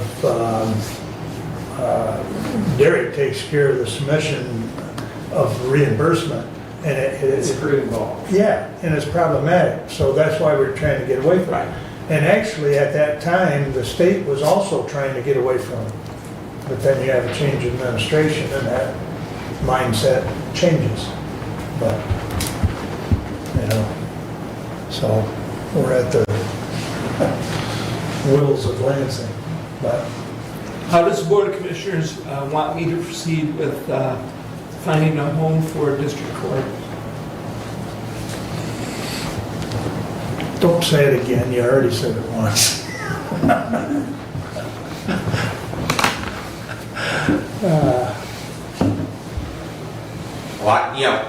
I'm just going to circle back on the historic courthouse, and I think that we've seen and heard that a modern courts facility is going to require 2 additional elevators in that building. Any building that has more than 1 story for courts facility is just economically unworkable. So whatever we do, it's got to be a single story structure. I can't see any way, shape, or form that we can make that historic courthouse for the long term work as a courts facility for our county. And, we've heard Nathan Hall that we need to have a separate segregated elevator for judges. We need to have a separate segregated elevator for prisoners, a holding area for prisoners. And so that building is, as much as we'd like to put everyone into that building, it's not going to work any more than, because I recently had someone say, well, why don't you put the courts in this building? And even though that was my original idea when I brought the idea of buying this building back in 2013 to the Board of Commissioners, that realistically that multi-story buildings with the needs of modern courts are probably not an economically feasible idea. So we have to figure something out. It probably needs to be all on one floor.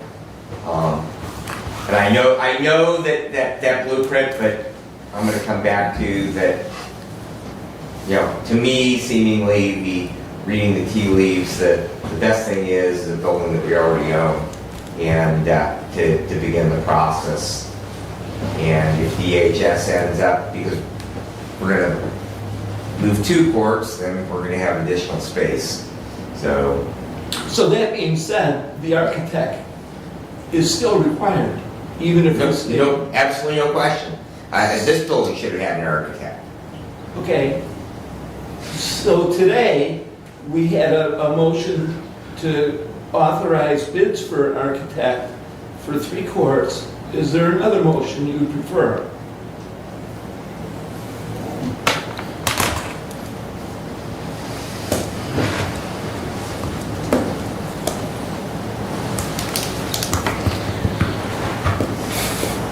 I think the facilities committee is going to have to kick this ball around some more and bring something back, because I think we're at a...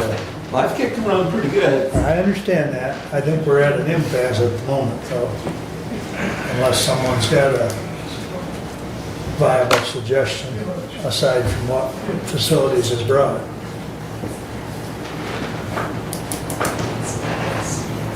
Further comments?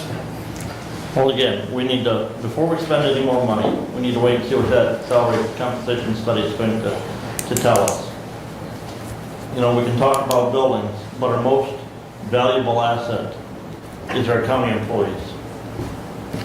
Agreed.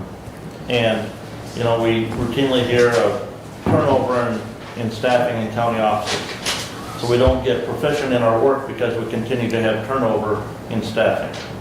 And if we can keep staffing long enough to get them trained, to get proficient in their work, we may not need the staffing that we have today. I don't know, but that's something that we need to look at. And the financial constraints of paying adequate staff is going to put a constraint on whatever we do for any facility.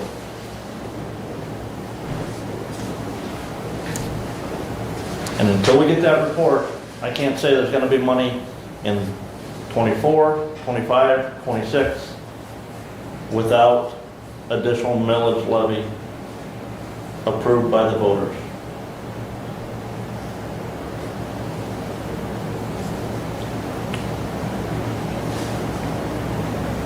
And I might add to that, during that time, technology changes, software changes, we may be able to purchase software to help alleviate the workload in the current staff that we have and streamline our office functions to a more efficient state.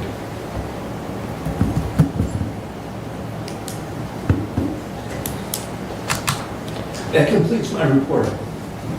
Just one comment though on our discussion regarding something that was said in public comment.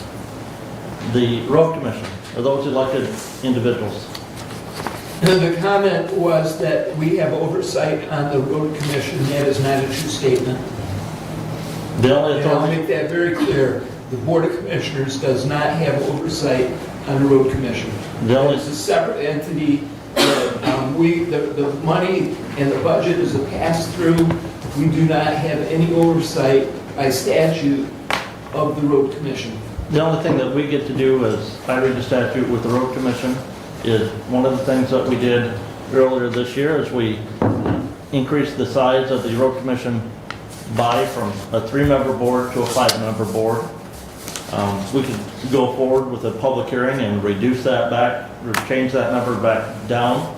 It has to be at least 3, it can't be more than 5. We can also take it to the voters. We could have 2 public hearings to decide if we should put a vote to the people to do away with the elected road commission and transfer that power to either an appointed board, appointed by this body, or to this body itself.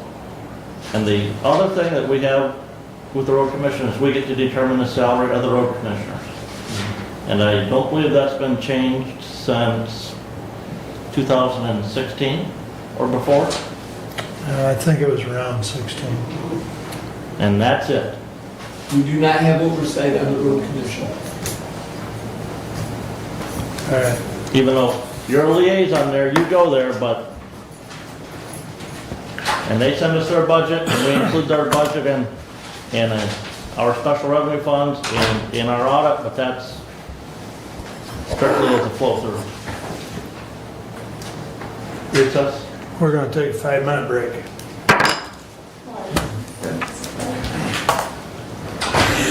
I'll explain to you.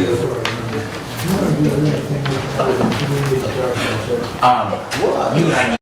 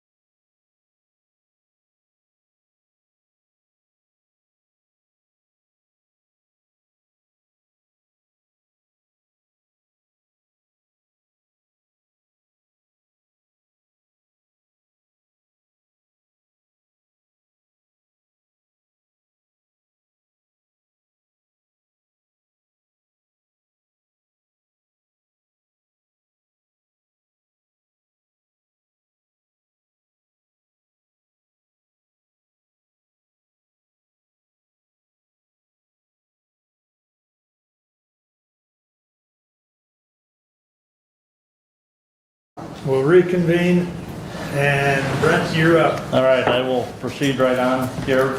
Resolution 23-129 replaces Resolution 20-117. To the Honorable Board of Commissioners, we recommend the following grant application policy be adopted as follows. Prior to submission, all grant applications must be reviewed by the Finance Director.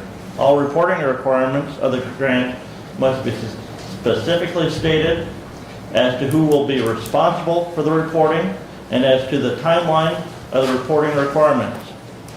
Any grant applications requiring financial matches, employee additions, the use of county IT equipment, or space in county buildings must be pre-approved by the Board of Commissioners. If there is a change to an existing and already approved grant that has any additional financial, equipment, or space requirements of the county, those changes must first be approved by the Board of Commissioners prior to implementation. Respectfully submitted.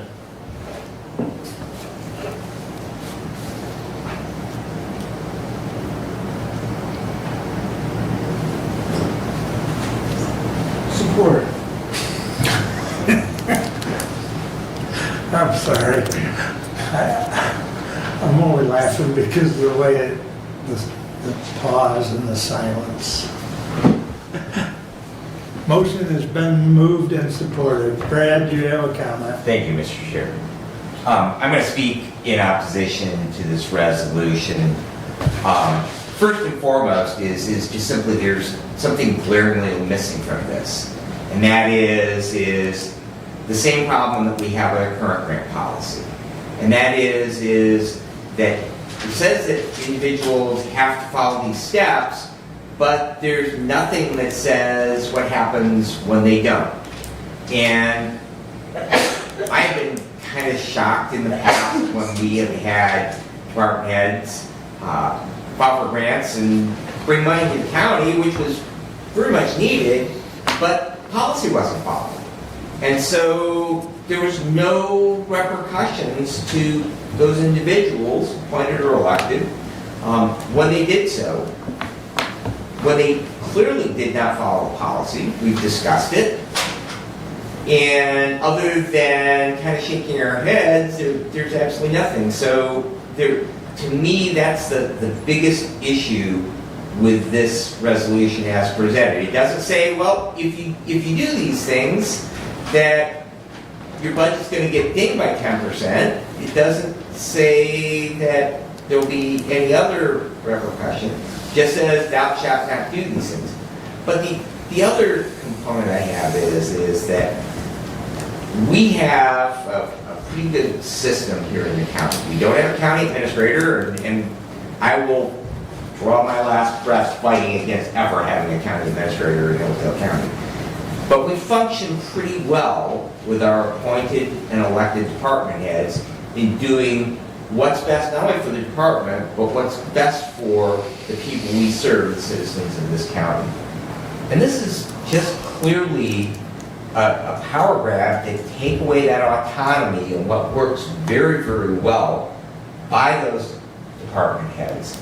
In securing, we heard Judge Stuyvesant today, she brought in $500,000, that's $125,000 a year.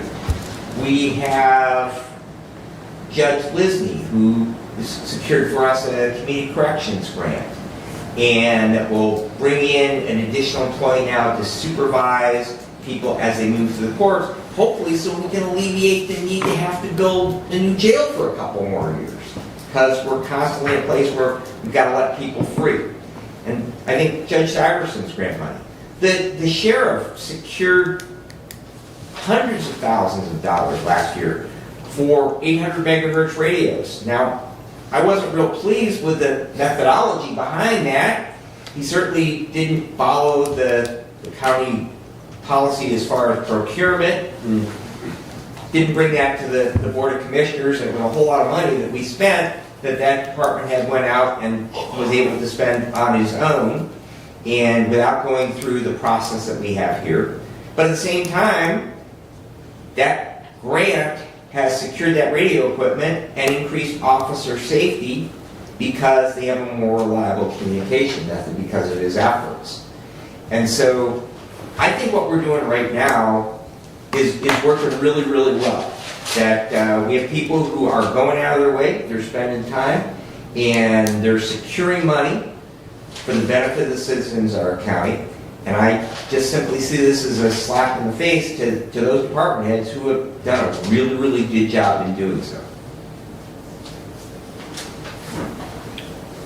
Further discussion. Steve? Yeah, I don't see it so much as a power grab.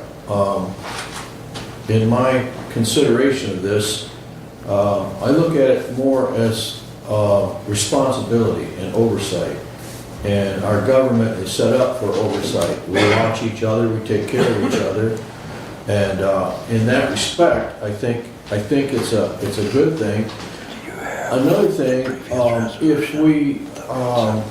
if we added any kind of disciplinary action, if you will, then that would require reopening the policy and procedures to establish any kind of reaction to an irresponsible person as far as a grant not being followed through correctly or whatever. And another point I would like to make is that I think that this is to make more aware of the financial situation of each department, which relates to the budget, and it all relates back to the budget. And so with that information from each department, it would also enhance the ability of the budget committee to operate in a more efficient manner.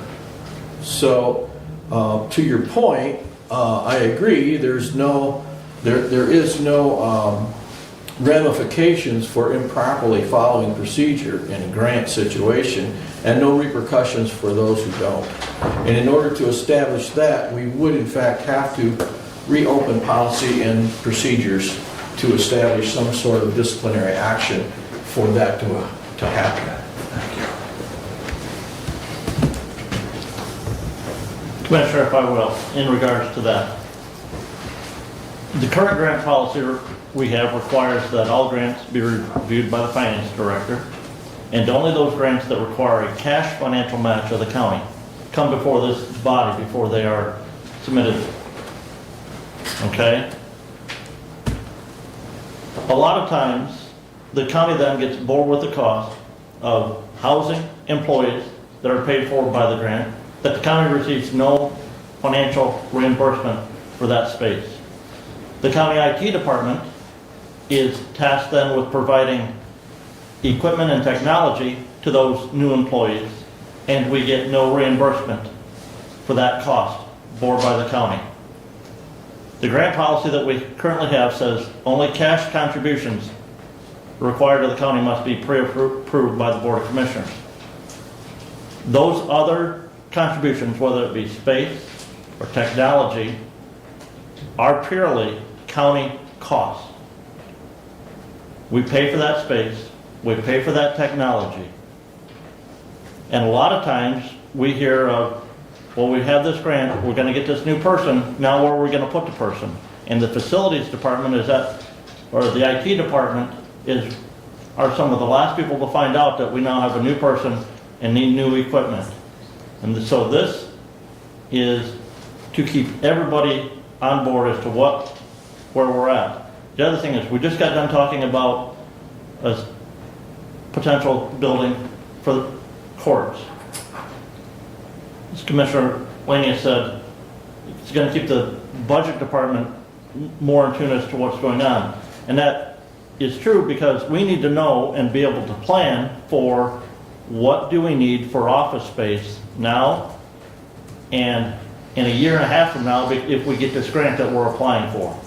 Because this grant that the district judge advised us that she was awarded, I do believe was first applied for in April or May of 22, if I'm correct.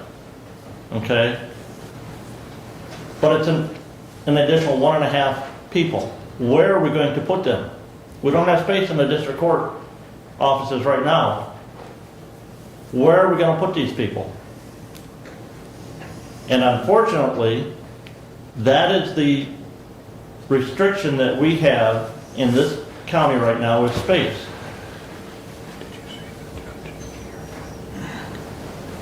You can say, well, these grants are all great, and they may be, but we're limited in structural space to house those employees. And the taxpayers of the county then are bore with that direct cost of housing those individuals because the grant doesn't pay us back anything for that space. And this is to just say, update that grant policy. We currently say if we're going to have to contribute cash out of the county, you have to tell us beforehand and get our approval. This also says if we have to give you space, you have to get our approval first. Because space is as much of a financial contribution as cash.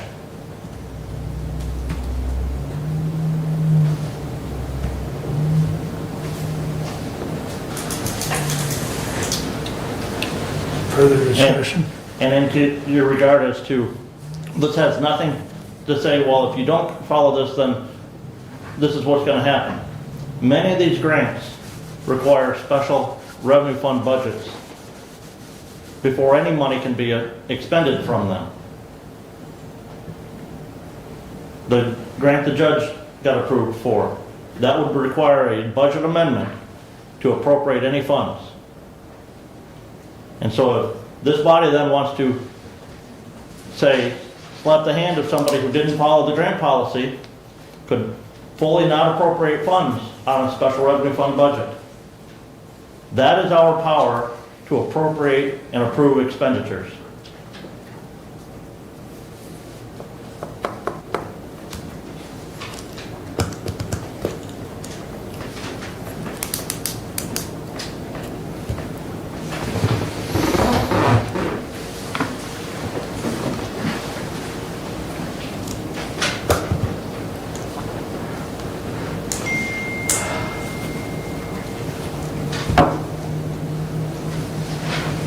County taxpayers, as you put it, bearing the cost of providing a office or a desk or IT, I guess you could call it an intrinsic value that they receive because residents receive a benefit from many of these programs that have been instituted. So you've got to weigh the intrinsic value versus a direct or indirect cost. So, I guess it's all a matter of the way you look at cost or value. And right now, I think the value, the Veterans Treatment Program, the drug court, the graduation ceremonies that we've all either seen or attended, there's a value. How do you put a price on that value? And if you make this as restrictive, and I do think it's a little restrictive, I don't argue that IT needs to be involved a little more and facilities needs to be involved a little more. I get that. And I think that can be done without putting it in print, I think. But the last sentence or so of this, where if there's any change in the grant, during the period of the grant, that it needs to come before us, I can't accept that, because then you're micromanaging the grant itself, and the grantee or the user of the grant money should have some discretion. So I can't support it in the manner it is, primarily because of that last sentence.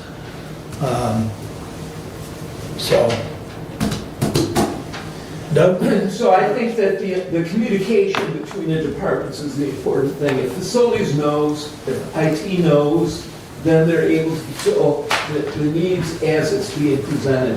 I think it is a communication issue more than a resolution issue. Yeah. And I think to go along with that, Doug, as Brad indicated, the policy for the most part has worked quite well as it is today. We just need to increase the communication. So, further discussion on the resolution. Roll call, please. Commissioner Ingles, No. Commissioner Lanius, No. Commissioner Wiley, No. Commissioner Benzing, No. Commissioner Leininger, Yes. It's the opposite. Usually you're the only no. So this one does fail 4-1 instead of passing 4-1. Thanks for that little touch of humor, Brad. Please continue, Brad. Resolution 23-130 to the Honorable Board of Commissioners. We respectfully submit the following report and recommendation for the spreading of taxes for the year 2023. And this is a replacement from what was in the packet. Everybody should have a printed copy of this updated resolution. Taxable value ad valorem, $1,764,572,663. Medical care facility, MCF, capital improvement bond, 0.3000 mil. Tax revenue for debt service, $529,371. We recommend the several supervisors be authorized to spread on the respective ad valorem tax rolls and special act tax rolls the amount of the county tax apportioned to the several townships, villages, and cities of the county as provided by statute. The following items of local taxes filed with the county clerk as provided by statute. State education, school debt service, school building and site sinking fund, and extra voted tax above 15 mils. Also, any reassessed tax as submitted by the county treasurer. We further recommend the several supervisors be instructed to incorporate in their township, city, or village rolls the drain tax at large, taxes chargeable against their individual township, city, or village, also spread the special drain tax assessments and lake level tax assessments against their various descriptions as submitted by the county drain commissioner. We further recommend the several supervisors be instructed to incorporate in their several rolls the amount of curb, gutter, and sewer tax chargeable against their individual city, wards, or townships. Also special education tax, intermediate school district tax, and special township and city tax assessments. Respectfully submitted, and I move for adoption. Support. Moved and supported. Comments or discussion? So a couple of quick comments here is when the packet first came out, it was proposed 0.25 mils on that. Working with the finance director, the equalization director, and the treasurer, we think we need to go to the 0.3 mil this year. We are nearing the end of this medical care facility bond payment. The tax revenue collected is not the only revenue collected for this millage debt. There is some other money that comes in on that, but the bond payment in 2024 will be, according to the debt report that's on the county website, it's $657,197. There has been a fund balance built up in the special revenue for this. We're working at decreasing that fund balance because 25 will be the last year that this millage is levied on the voters of the county, and the last payment on that bond debt will be in 2026. Last year, we approved levying 0.35 mils on this millage, so this is a reduction of 0.05 mils on the taxpayers of the county. Simple math, on a $100,000 taxable value property, that's a $5 reduction in property taxes.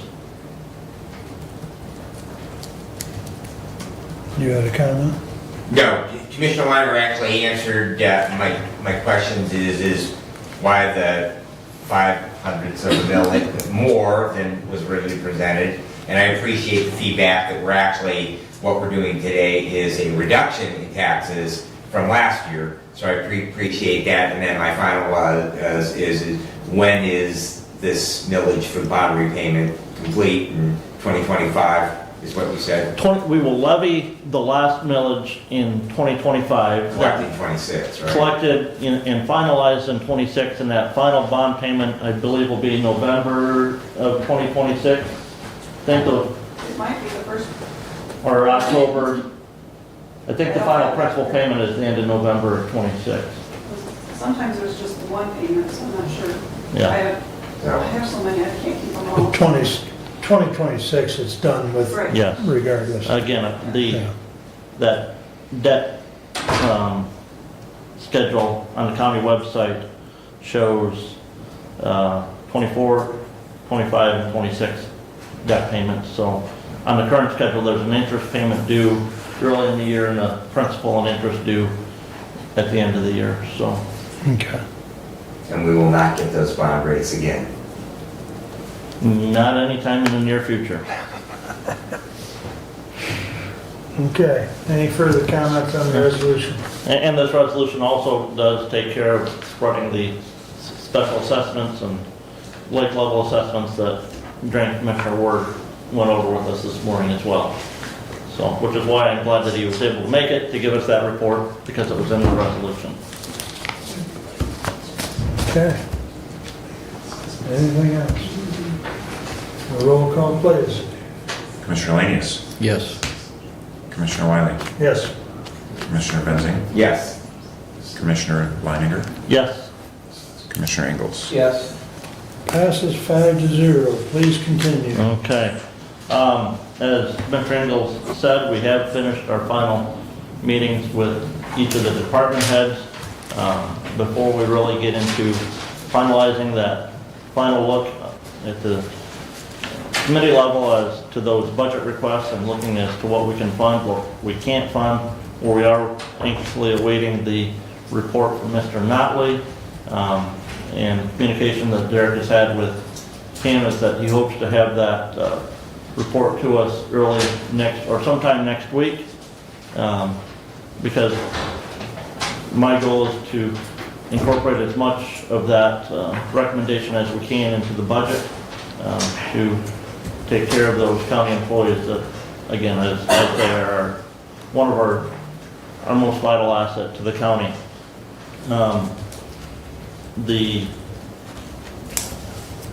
So we will finalize that and get that back to us here in the near future. Had the opportunity last week with Treasurer Kaiser and Mr. Ringman to meet with our representative from MMR-MA to discuss the county's insurance coverage and county insurance policy. Appreciate Stephanie getting that scheduled and the representative from MMR-MA coming down. I do have some things that I've asked him to work on and get us some numbers on, so that we can maybe look at some, with the treasurer, look at some of those things and see if that's feasible for the county to look at and see what that would cost us or save us in that budgetary process when it comes to dealing with the county insurance. I'm going to leave the health department stuff to Commissioner Lanius. I'll let him cover that. As you know, I was not at our last meeting. I was actively involved at the Hillsdale County Fair. I do believe MSU Extension and the 4-H program that is supported by MSU Extension had a good showing at the Hillsdale County Fair this year, and had the opportunity to have breakfast with Mary Bowling one morning at the fairgrounds. She took me up and did make it over about 7:30 to the racetrack restaurant and had the opportunity to chat and appreciate the work that the MSU Extension staff do in supporting our local county fair. That is the last that I have at this time, other than we have a opioid committee meeting tomorrow.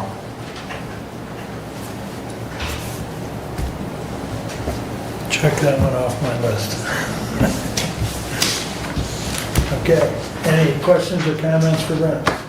Just curiosity in regards to the opioid committee, has there been a request from the circuit court? I know that there was some discussion that they were going to request some funding for the drug testing position. Yes, we've got it, and we'll review it. Okay, very good. So, thank you. And the only other thing is, do we need to accept Matt's report and place it on file? Traditionally, it seems like we've done that. As I read the statute, I don't think we have to accept it. We can. We can. I would move to accept the Drain Commissioner's 2023 drain and lake level assessment report as presented. I'll support that. Any discussion? We'll do it by a simple yea and nay. All in favor? Aye. Aye. Opposed, same sign. Thank you. It passes. I support it. Yep. All right. Anything else for Brett? Steve, you're up then. Okay, we'll go right into our first action item here. 23-131. To the Honorable Board of Commissioners, we recommend payment to the Branch Hillsdale St. Joseph Health Department in the amount totaling $249,316. This is based on a $5.45 per person according to the 2020 U.S. Census population for Hillsdale County, which is 45,746. This appropriation will be submitted to the Health Department in equal quarterly installments due in the first month of each quarter and is to be charged to appropriations number 101.001-999-001 commencing January 2024. And I would like to make an amendment to this. It's not a good account number, sorry. Pardon me? That's not a good account number. It's incorrect. Okay. If you move for adoption. I would move for discussion and adoption. I'll second. So now we can deal with an amendment, and it sounds like the account number needs to be amended. Yes. Okay, do you have that, Stephanie? I know, Okay. but I know after the 101, there's 3 numbers, there's a dash and 3 numbers and dot, 2 numbers, so I know that's not correct. Okay. And Commissioner, you have something else? Yes, I would like to add a line on the bottom. If I may, Commissioner, I would move to refer this back to the Human Services Committee. I had provided Abe with the documentation from the Health Department, but I didn't anticipate this being a resolution on this meeting, so I would move to refer this resolution back to the Human Services Committee. I second. All right. Guess we. Too fast, Mark?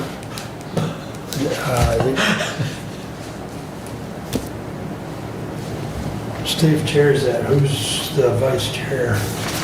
I believe I am. That's what I thought. Okay. And that's fine, since the two of you sit on the health board anyways. So, I believe that's privilege, so. yeah. And it's moved and supported. Is there any discussion on moving it back to committee? All in favor signify by saying aye. Aye. Opposed, same sign. Make it happen. All right. Goes back to committee.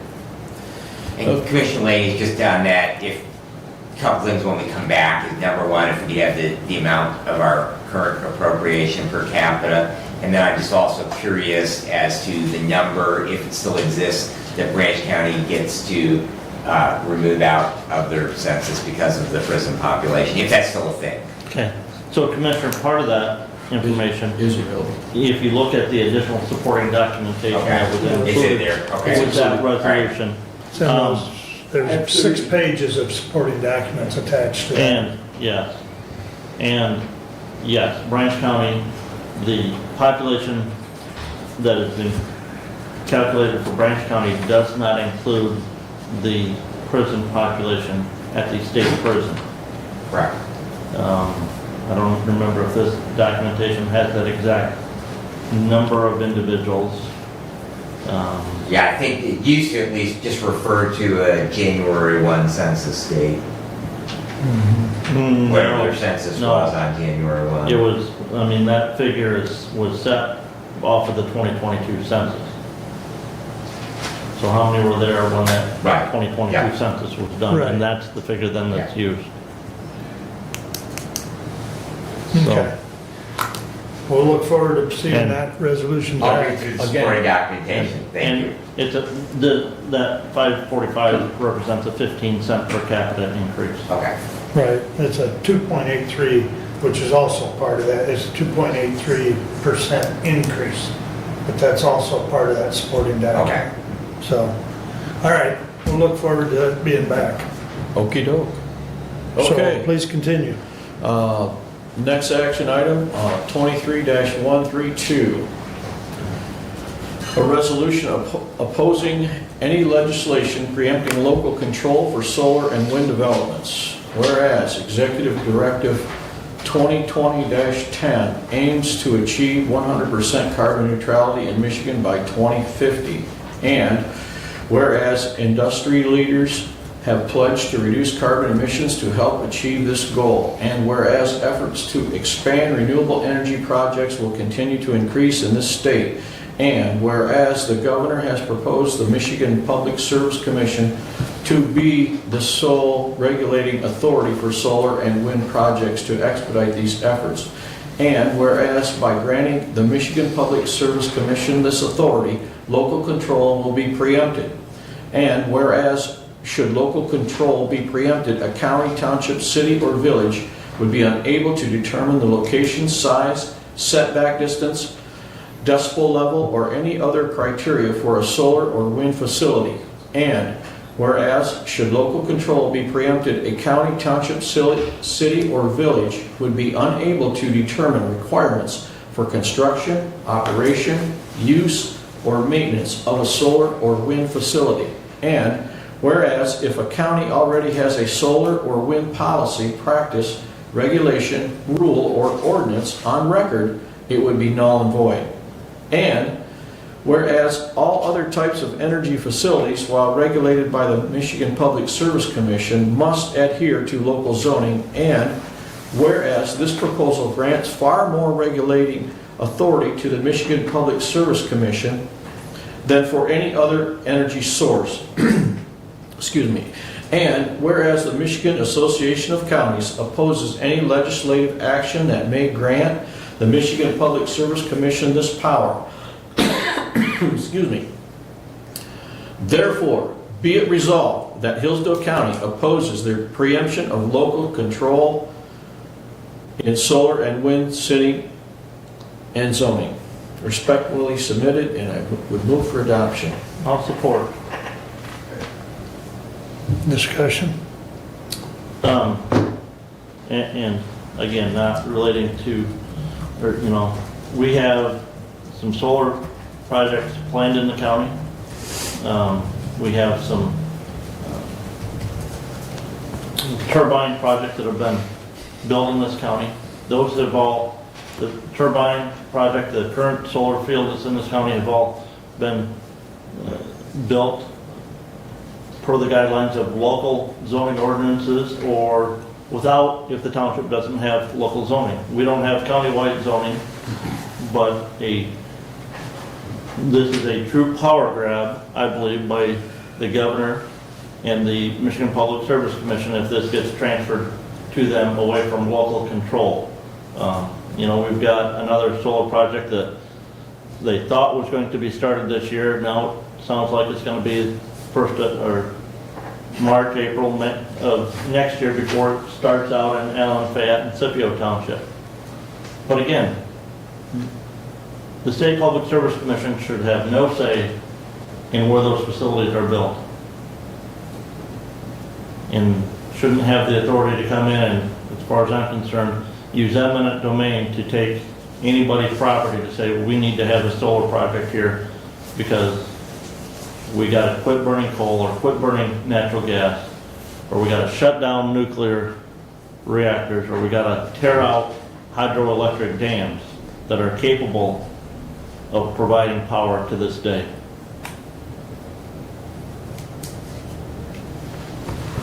Go ahead.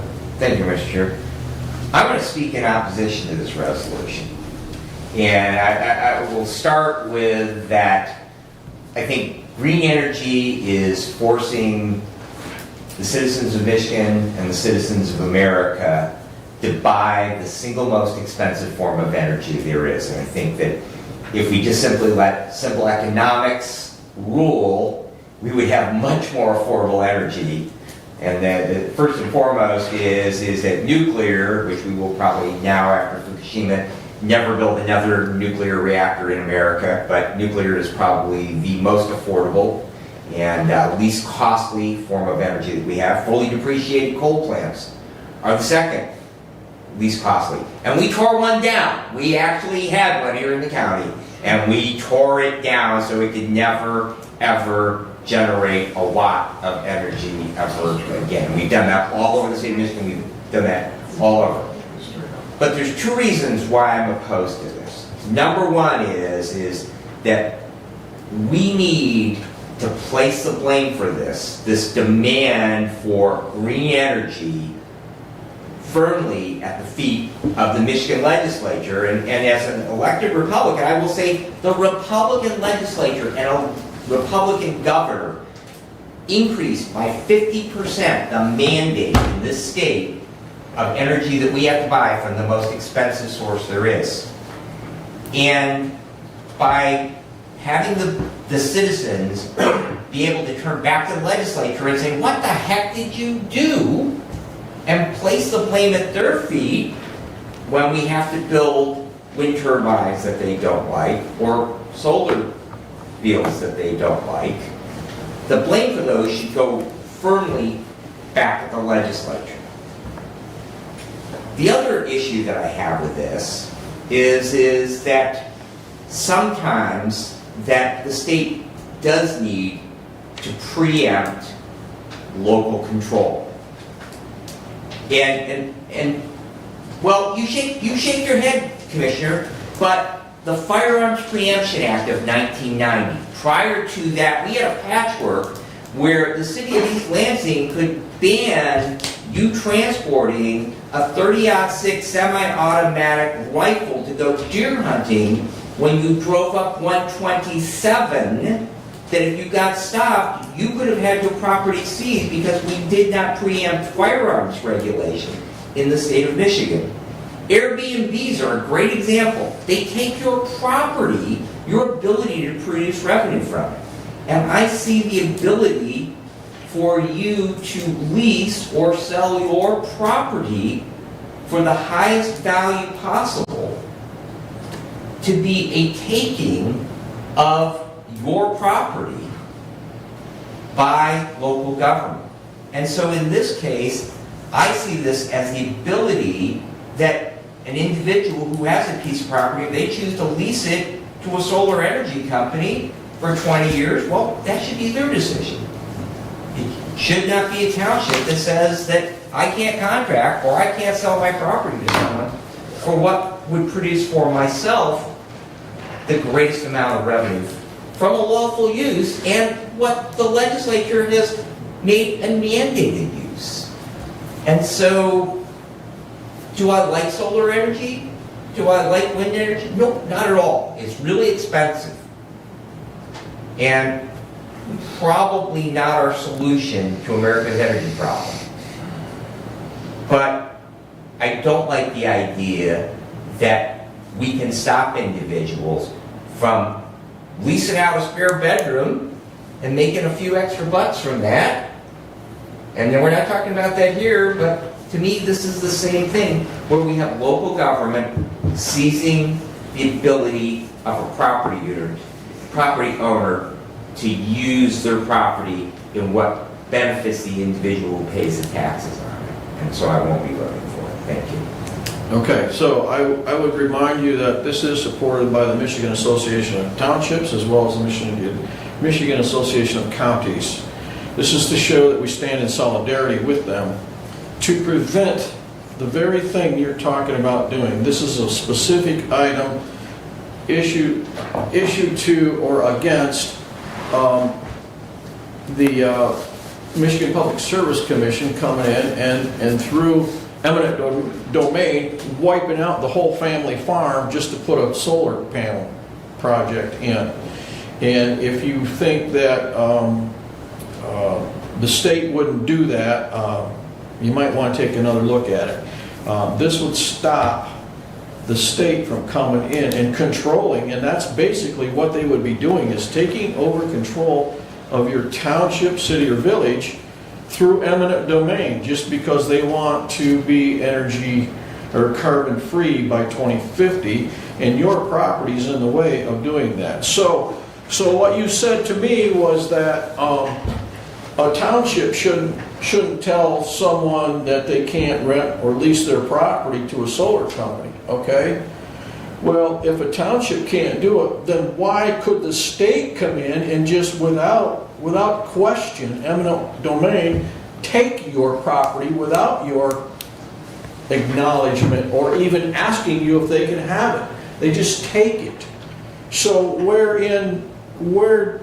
does this all fall in here? And this, you mentioned a rifle, 30-06. That is a whole different issue than what this is specifically set up for and designed to do, okay? And even though we passed this resolution opposing this, doesn't mean that it's going to stop it. All it means is that we stand in solidarity with all the other counties that oppose it also. So, again, that's my case. Further comments? No? Roll call. Commissioner Wiley, Yes. Commissioner Benzing, No. Commissioner Leininger, Yes. Commissioner Ingalls, Yes. Commissioner Lanius. Yes. Mike. Passes 4-1 with Brad being the lone no vote this time. And again, Commissioner, I understand your stance on that. I would say if a township has a rule that they don't allow these types of developments, you as a local property owner have the right to run for office in a local level to work to change those rules. It's Michigan Public Service Commission comes in and cites a solar complex or a turbine complex in your backyard. You have no say in that whatsoever. And by at least having local zoning ordinances dealing with that, you have say and a voice in that process. And if I might, a counterpoint to that, I would believe that invisible hand that Adam Smith talks about, that there's enough landowners out there who are more than willing to either lease or sell property at the kind of rates they're being paid, because that's what it takes. You gotta come in with big dollars and outbid the competition. And I think that there's enough open spaces in Michigan that eminent domain would probably be a tiny, if a factor at all. That probably is the most costly method of acquiring a property there is. And when there are alternatives to eminent domain, that the state, as much as that I am fearful of the state, men with guns to enforce their will on other people, that I really think that the use of eminent domain would probably be in the tiniest, if at all, ever, because simply that there's enough open space and there are enough people who are willing to lease or sell their property that would not be a factor. We can talk for probably the next 2 hours. We probably could. On green energy and the lack of science and so on, but Steve, I'm not please, trying to test it. please continue with your report. At our Board of Health meeting, we accepted financial reports. We got reports from personal health and disease prevention. We had a report from environmental health, a report from area on aging, health and education promotion. We also approved for indispensable supervisor training. We went over the vaccine pricing and policy methods, and that was updated but not really changed, just a little more inclusive on some things. And then, of course, we brought local appropriations here. And that was my health department. And then I had the senior center, and we were presented with financial reports. It was all accepted. We had committee reports. They were also accepted. A lot of the policies at the senior center have been gone over thoroughly, and some of them have been updated with very little change, but just to bring them into 2023, so to speak. There was some talk of service cost increases. That was discussed, however, there's no motion made on that. The health insurance for the employees out there is changing to Blue Care Network from Priority, and this will be a cost savings for the employees as well as the senior center. The millage and contract report is due, and I think, as Commissioner Wiley and I discussed, that will be coming out the next meeting. We'll have Maggie here for a report in October. She was due in September, but scheduling prevented that. Yes, and I believe, I was just trying to find it, but I believe she had a conflict with the end of October, so she's going to be the 1st of November, or the first meeting in November. Correct? Okay. I was just trying to find it while you were speaking, Steve. to make Yes, sure. that is correct. Yes, she will be here November 14th. Okay. Make a note. She had a conflict with October 24th, Okay. so. Thank you very much, and that concludes my report. Any questions for Steve? All right, Brad, your turn. All right. The Ambulance Association did not meet, they did not have their quarterly meeting in September. However, they have, or excuse me, would have been for the first week of this month. They have called a special meeting for November 7th at 5 p.m. to discuss the Ambulance Reserve Fund. You may recall that this fund is 1% of the millage revenues that we collect, which is set aside because we fix in our current contract a exact amount. And so the idea behind that reserve was to indemnify the taxpayers because in the second and third year of that contract we were making a best educated guess based on information from equalization of what our actual revenues will be. So we kind of hedged that bet a little bit by holding back and created a reserve fund that would be held by the Board of Commissioners, and that dollars at some future point could be allocated for future service improvements. It could be given out to the agencies. It could be to help one of our ambulance agencies that is a BLS agency upgrade to being an ALS agency. But it primarily was created to indemnify us in the event that our estimates on what those revenues would be were incorrect, because we have a guaranteed payment to them. So anyways, there is going to be a discussion about that. You may recall Mr. O'Neill was here and requested previously that we release those funds to him. I have asked the finance manager to prepare what the current numbers are, because I don't think they're that big. After a couple of years, they may have grown a little bit, but I don't think they're going to be that. Not even a couple, this is the first year of the. Yeah. So. Yeah. So anyways, we do have that coming up.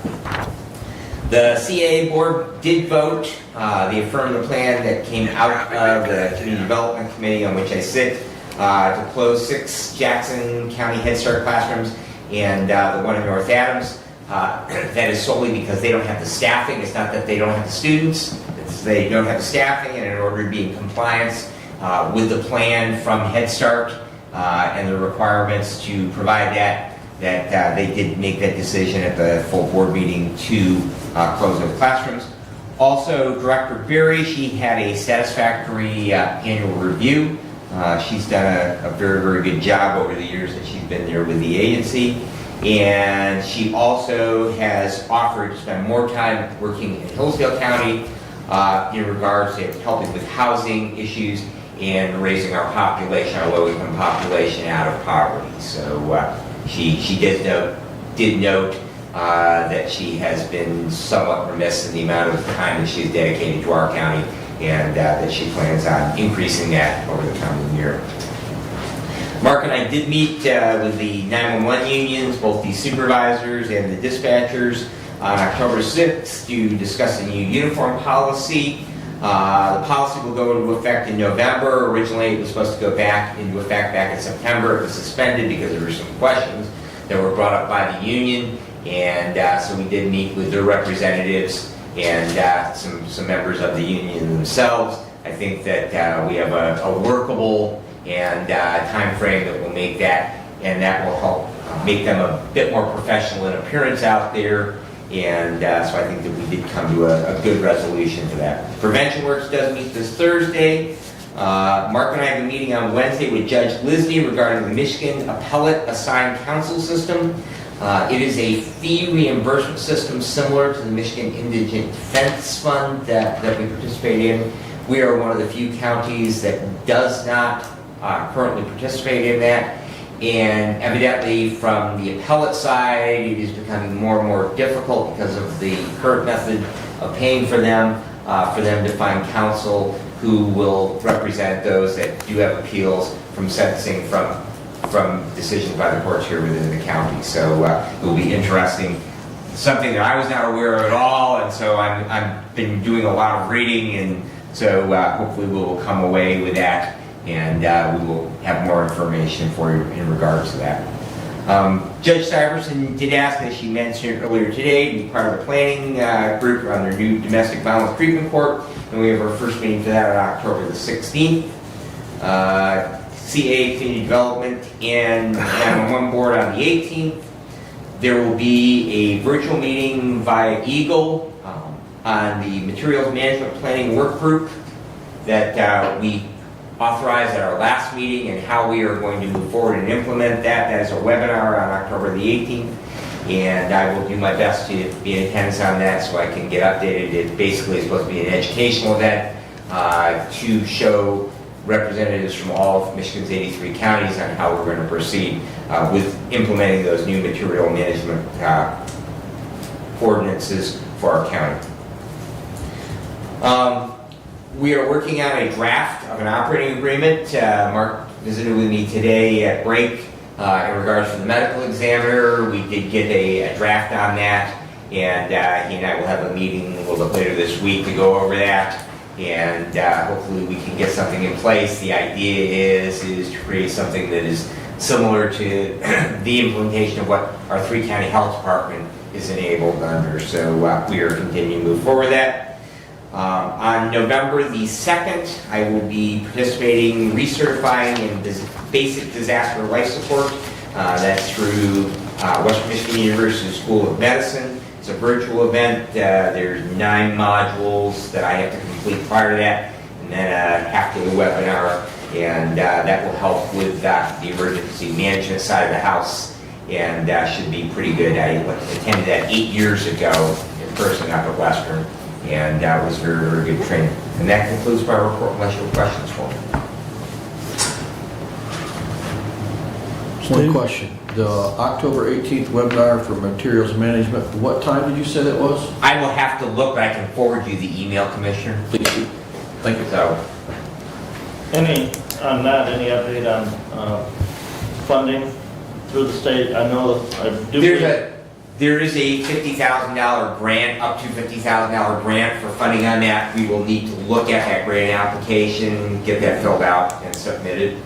And then if we do decide to partner with an adjoining county, I actually had a query from out of Jackson County. I know that the person who runs recycling programs in Branch County is also expressed some interest about possibly working with us. So there's an additional $10,000 on top of that $50,000 to a county that works in cooperation with another county. So, but I'm hoping to learn more about that grant process, Commissioner, during the webinar. Do you know if there's a time limit on that grant? I do not, and I know very little other than that it is out there at this point.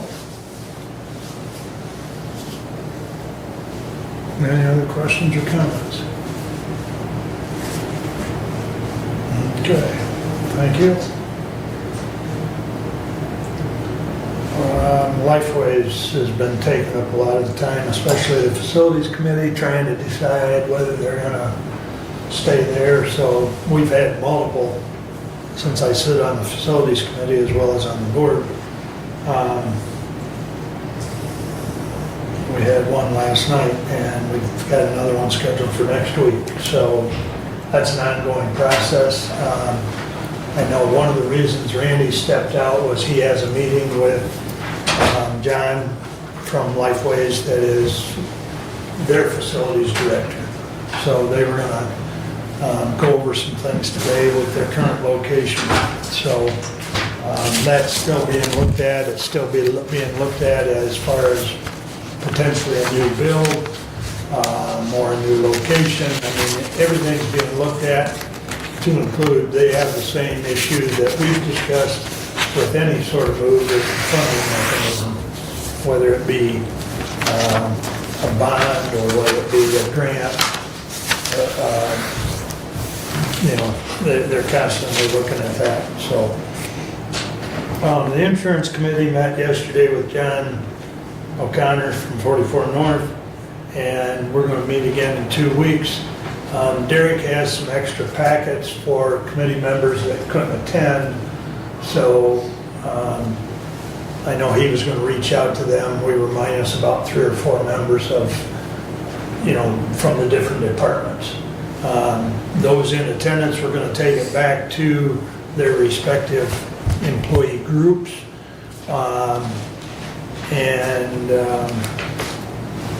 Then we're meeting again in 2 weeks. I believe it's the 25th, I think, without looking at the calendar, but 2 weeks from yesterday, or, no, it would be the 25th, because we chose a Wednesday. Get away from Monday, because Monday's a bad day generally, as far as trying to get everybody. Anyway, so we'll meet again on the 25th to discuss that further. Initially, it was a 10% increase across the board as far as our health care. Priority came back with 5.17. So, and then there were some other options that we looked at from Blue Cross Blue Shield, but further discussion and further report on that forthcoming. As Brent indicated, we've got the opioid meeting tomorrow, and we do have that request from, I just looked, Derek had forwarded it to us from the judge, so we'll take that into consideration tomorrow. And that's about all I have at this point, because a lot of my other meetings are later on in the month. So unless there's a question or a comment. And with that, we'll go back to public comment again. We'll let John, and then you're up next, Joe. Okay. U.S. Constitution, it's the law of the land. Takes precedent over the states, over everybody else. It's the U.S. Constitution. That was created out of 700 years of English law. The Constitution was. Brilliant founding fathers, amazing people. One of the things they put in there, nobody has all the power, okay? Power is divided up. And one of the things they gave us, they took the whole concept from Robin Hood in 1215 in Magna Carta, gave the people the sheriff. They turned that sheriff around from the king to the people to protect us from the king. So the founding fathers gave us a sheriff to protect us from the state, from the federal government. And the sheriff, if he knows the Constitution, if he's a constitutional sheriff, nothing will get into the county if it's unconstitutional. The sheriff has all the authority here. There's only one person that will make him step down if something's wrong. And that's basically your coroner. See, the sheriff doesn't have all the authority, see? So the coroner can make the sheriff step down, but the sheriff is looking at things at constitutional. That's why we need a person that's a good family, good Christian man, and the people see this person, a female or a male, that's high standing in the community, that's straight up. That's why we don't want a policeman as a sheriff, because they're trained as the state wants them to know things. And they don't even understand the Constitution, even the state police. I have a son-in-law as a state policeman, and they don't teach them the Constitution. You can get in trouble real fast on that. So here's the thing. If the state's trying to force us to do something, the sheriff will say, I'm sorry, but that's unconstitutional, you're not doing it. And if the FBI thinks they're going to come into the county and arrest somebody, they have to have the sheriff's permission to do that. The sheriff's got all the authority. That's the beauty thing that protects us from the state and also the federal government. Basically, we're not a democracy, we're a republic. And you guys are on top of the pyramid. You control everything. The county is, well, I should say this. The township is number one. They're on the tip of the pyramid. Then it's the county, because the county can't work without the townships. Now, the state can't work without the counties. That's how it was set up. State's on the bottom, counties are next, and the townships on top of the pyramid. The federal government's on everything. State controls the federal government. They don't tell us what to do. The state of Michigan doesn't tell us what to do. They work for us. You guys work for us. We the people. And that's why we need a person that we can trust that's got the guts to stand up against the state and the federal government. That is the sheriff that we need. And we need somebody from this community. I don't want a sheriff basically to go through any classes in this thing. I need somebody like you all to be a sheriff. And the undersheriff now, he's got to go through police school. Okay? Now we've had an undersheriff here that never did that. That's a felony. So the sheriff is over the whole concept. He tells the undersheriff, this is how you're going to do it. And that's why basically our founding fathers gave us this authority. Don't take it away from us. Because we the people. Don't listen to what you heard earlier this day. We gotta have it. No, we don't have one, because they're basically taught by the state of Michigan how they want us to do through the police. So just take a look at that. And it'd really be good if you guys really study the Constitution and take classes of it. So you really know who we are and what we are. Nobody knows what our rights are on that. And there's just a few of us going through class, but I really appreciate it. Just take that heed, I really appreciate it, okay? Thank you, John. Joey, you're up, sir.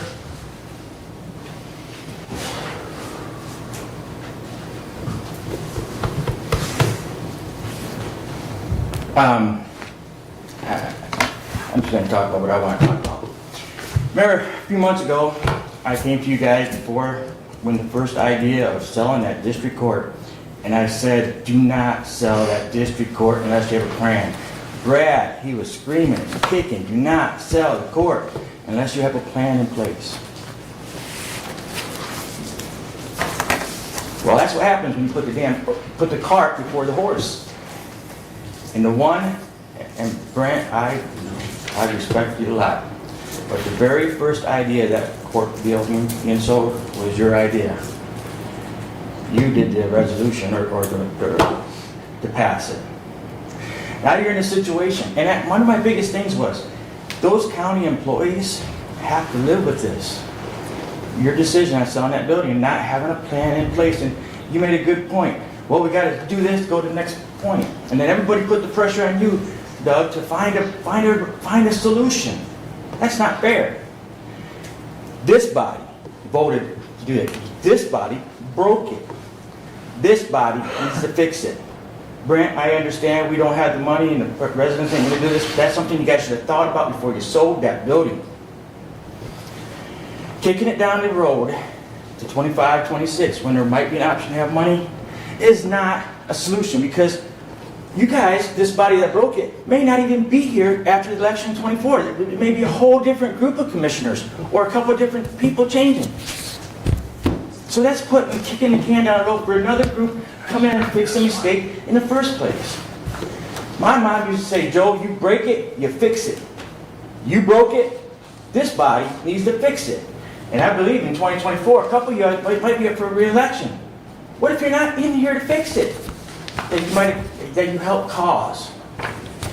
You don't have 5 years. You have a year and a half to get it fixed and come up with a solution for us, the residents, for the employees at the courthouse, or the employees at the clerk's office, or the employees. Figure it out. Don't just put it on Doug and say, Doug, find a way. He's brought a lot of ideas. You guys know how I feel about this. I'd love to see a whole brand new justice system, whole new justice building that has a brand new jail connected to it. Residents of this county ain't gonna spend that kind of money, but you broke it. As a resident, as an independent voter, and you know I respect you a lot, fix it. Do not kick the can down the road for another body to have to clean up this mess. I know you guys got to be frustrated with bodies before you kicking this can down the road. The can needs to stop being kicked down the dang road. That's all I can say. Thanks, Joe. Anyone else wish to address the board at this time?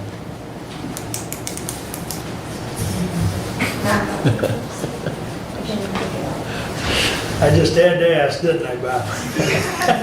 But she told me to wait for ladies first, so I just held back. Welcome back. Grazie. Again, I did speak down there, the Rio Grande as well. The infiltration that has been happening there is unbelievable. The family of 9 have moved away, and I mean, towards the Nevada area, but that's being overrun as well. So there's a great deal to be concerned with this, as I spoke of before, about the immigrants. And I think, John, thank you very much for, the constitutional direction. I think we all need to, freshen up on it. We have here also, the school millage starting for Jonesville, and that's very concerning simply because I have been asking, and I'm going to be talking with Eric, the gentleman's supervisor there, to break it down into 3 different directions, a 10-year, 10-year, 10-year versus having to move on this as a lump sum. That's a cash amount of money that would be going, and determining how much it does. He does a good layer of things. It's all laid out in all of this diagram. I hope you guys can get a sheet of it. Kind of look at that. Might be something might be find useful here as well. I don't know how long that I'm going to I don't know how long, people have to argue so much. Sometimes, Mark, I get along very well with you, and sometimes, I'm going to bark back. And I thank you for that consideration. What I couldn't see is how this party stuff has ended up. It's not a good thing to have. But besides that, I don't know where I'm going to be at in a couple, whatever. But Joe, that young man back there, fantastic to come up here after his issues and actually stand here and make a good stand and making good conversation, making an apology where he thought it was deserving. So I would like to say that when I get ready selling my property, I'd like to have Joe, I'd like to have 10 grand out of my property sale to wherever he thinks it's best to go to. I hope you guys will at least look at that. The other is, the last, I should say, I was a little bit disgusted, and I still am, for what's taken over the township of Adams Township. Knowing that procedure, and I see various people that are holding Abe Dane running for that clerk's position. Very good people, all in support. At the same time though, he's dedicated towards saying he will follow the directions and the laws, but knowing full well that one of these was absolutely broken.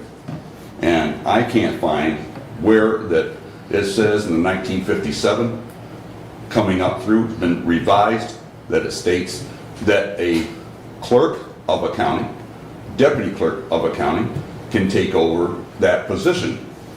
If I can find that, I would be glad to, bring it up here.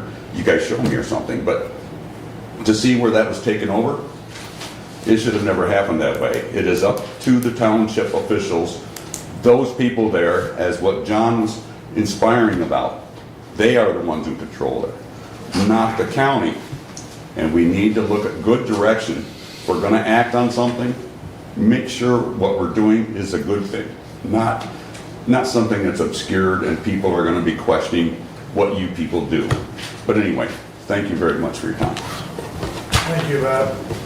Anyone else wish to address the board?